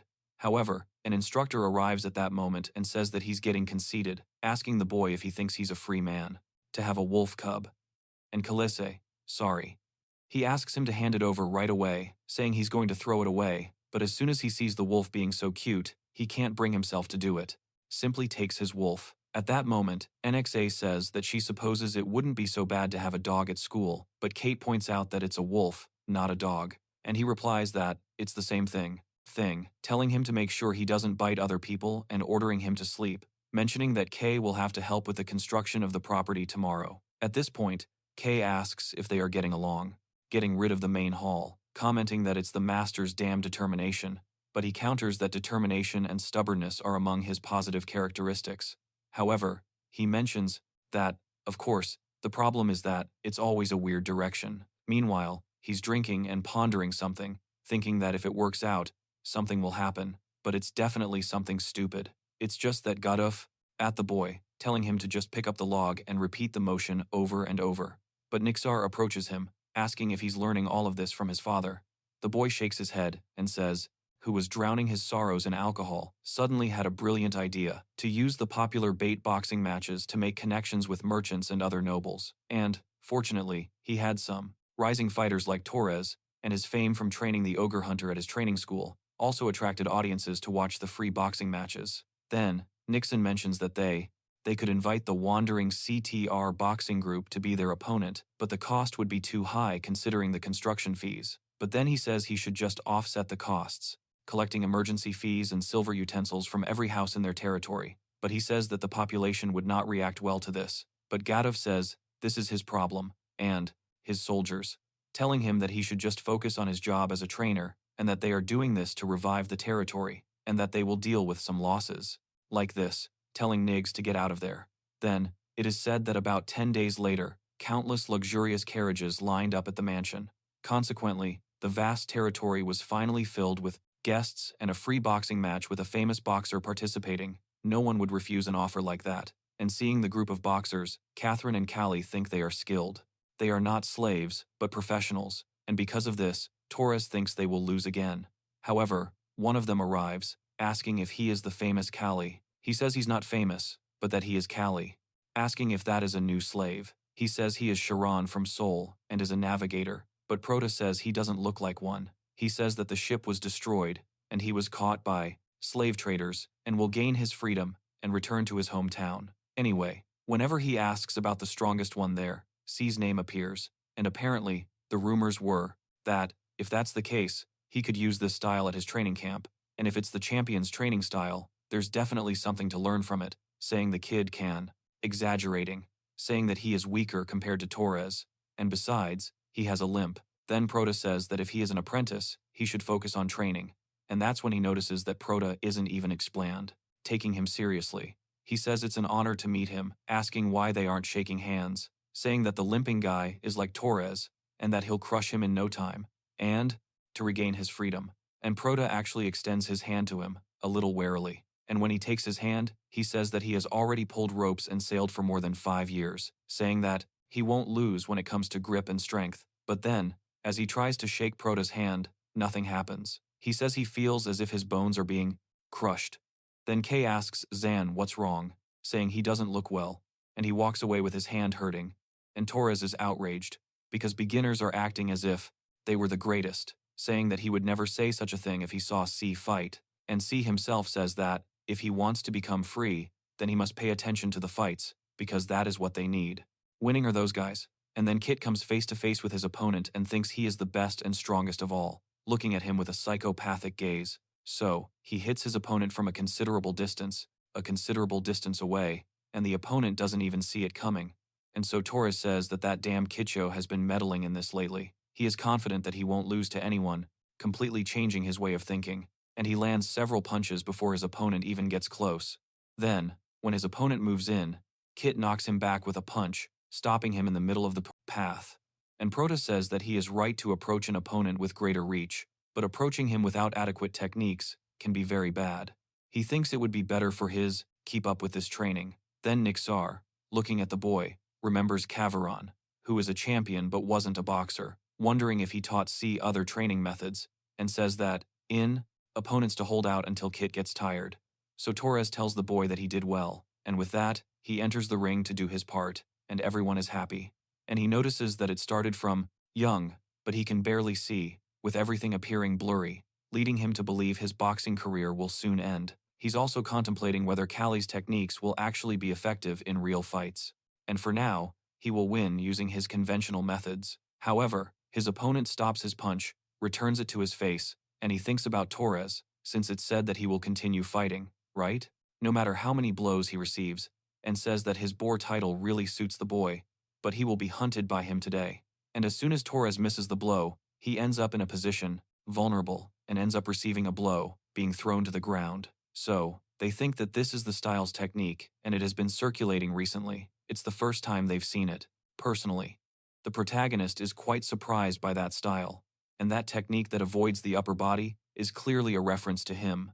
It's a fist-fighting technique, created by Duke Wistley and boxers after the Harvest Festival, commonly known as style, and it is not a traditional covering style, but rather a knockout style that directly depends on skill and action, and most people consider it a masterpiece. And anyone with in-depth knowledge of boxing knows that Cali is an inspiration, and Torres thinks he has already seen this technique, asking who he saw use it. Then his opponent questions if he already knows the technique, so Torres thinks for a moment and follows the angry man's advice, using the win fighter pose, and says he's going to show something fun to him, and thinks that nothing will stop him now. He charges forward, dodging and entering his opponent's guard, who tries to hit him, but ends up failing, hitting Torres's hand, who is defending.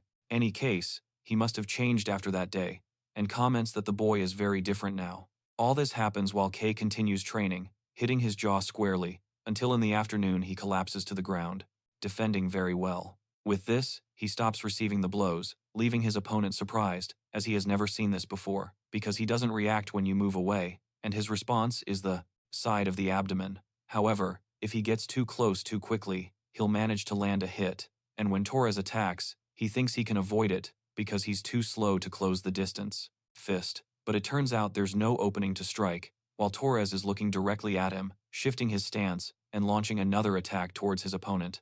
Then, he notices that he shifted his center to accelerate and says he has to stop it, but he can't, because that punch shatters his defense, and Torres takes advantage of breaking through that defense.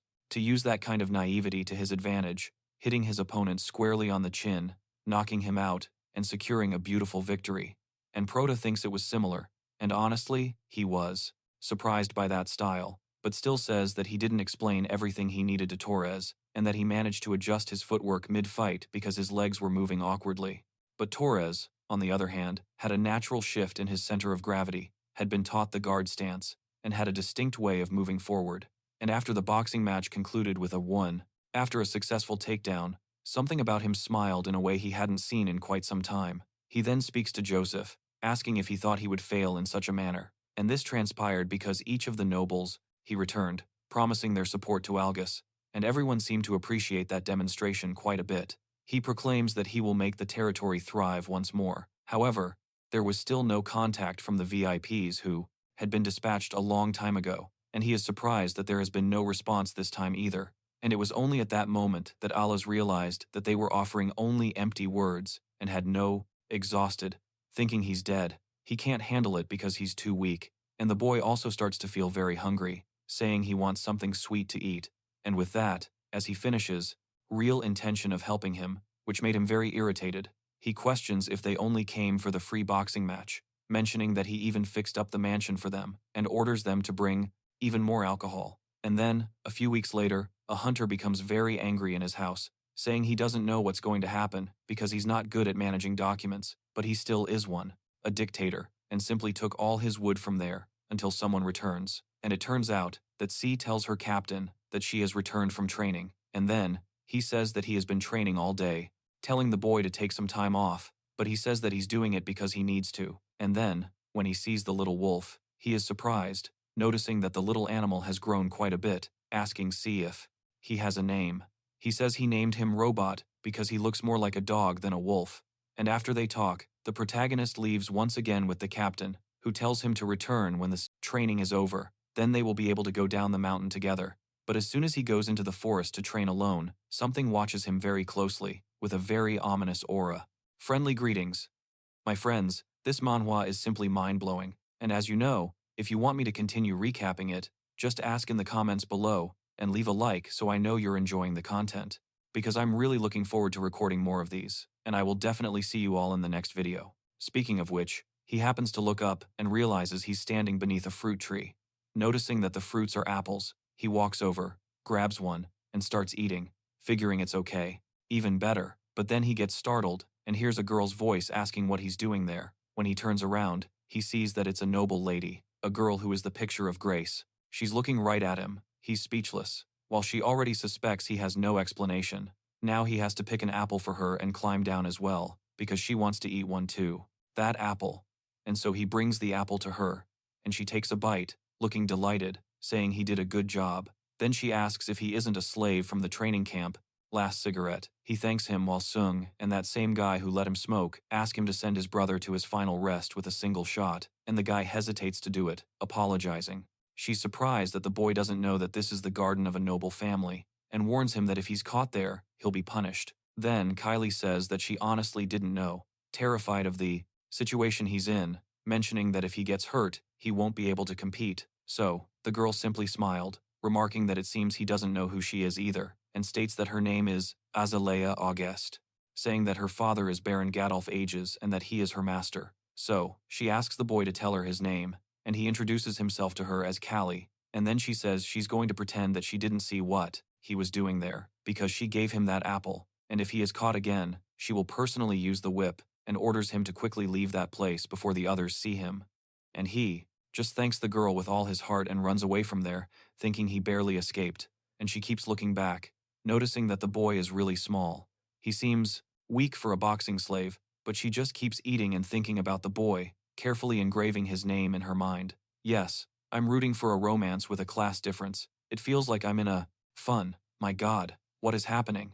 And meanwhile, C, in the middle of the camp, continues to train hard, dedicating himself intensely to his shadow training, while another notices that he really has changed and that he is attracting everyone's attention with his incessant training, and that day, he even hit him. He thinks that if this continues, things will go badly, and he gets angry and throws the log he was carrying on the ground, completely enraged.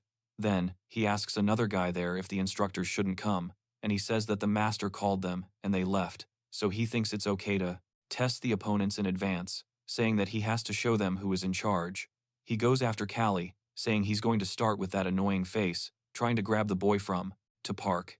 Then he says he understands, because he's just doing what he was told to do, and the protagonist thinks that his life has been full of anger and despair, and, of course, he's still attached to that, too. Behind, grabbing his head and saying he's going to crush it into the ground. But, when his hand passes near Cali, he simply ducks, getting out of the way of the attack, quickly turning around, and aiming directly at the Gordola's chin, but he gets scared before the punch lands. However, Cali stops just inches away and apologizes, explaining that he was so focused he didn't realize that he was so close, asking if he had hit him in the face. He's scared to death, and replies that Cali didn't hit him, and that he's fine. And after almost knocking him out, Cali says it was a relief, adding that he shouldn't get hurt before the fight. He says this very seriously, looking deep into his eyes, which terrifies the fat guy. Then he says he's going back to what he was doing, and the fat guy stands there shaking. But at this point, the protagonist thinks that he is trash, and that, when they were in the organization, he saw a lot of guys like him, the ones who try to appear tough, making the others weak, but there he crushed them all. Meanwhile, another one of those slaves continues training hard, doing squats with that wooden log, and he says it wasn't a coincidentally. After watching the fat guy almost get beaten, he tells Solite that he looks pale, asking if he's worried. Solite denies it, questioning what he's talking about. He's talking, and says that he's lucky to have a weakling like Cali as his opponent, but he doesn't even believe it himself, saying that nothing could be better. Then the other guy says it's true that Cali changed. Normally, he would be complaining and irritating them, which would only lead to them beating him even more. Lately, he remembers what the boy said about how he won't live like he used to. This is the determination that he saw in Cali's eyes. Solite better not be negligent and lower his guard. He feels a tremor down his spine, surprised that even Torres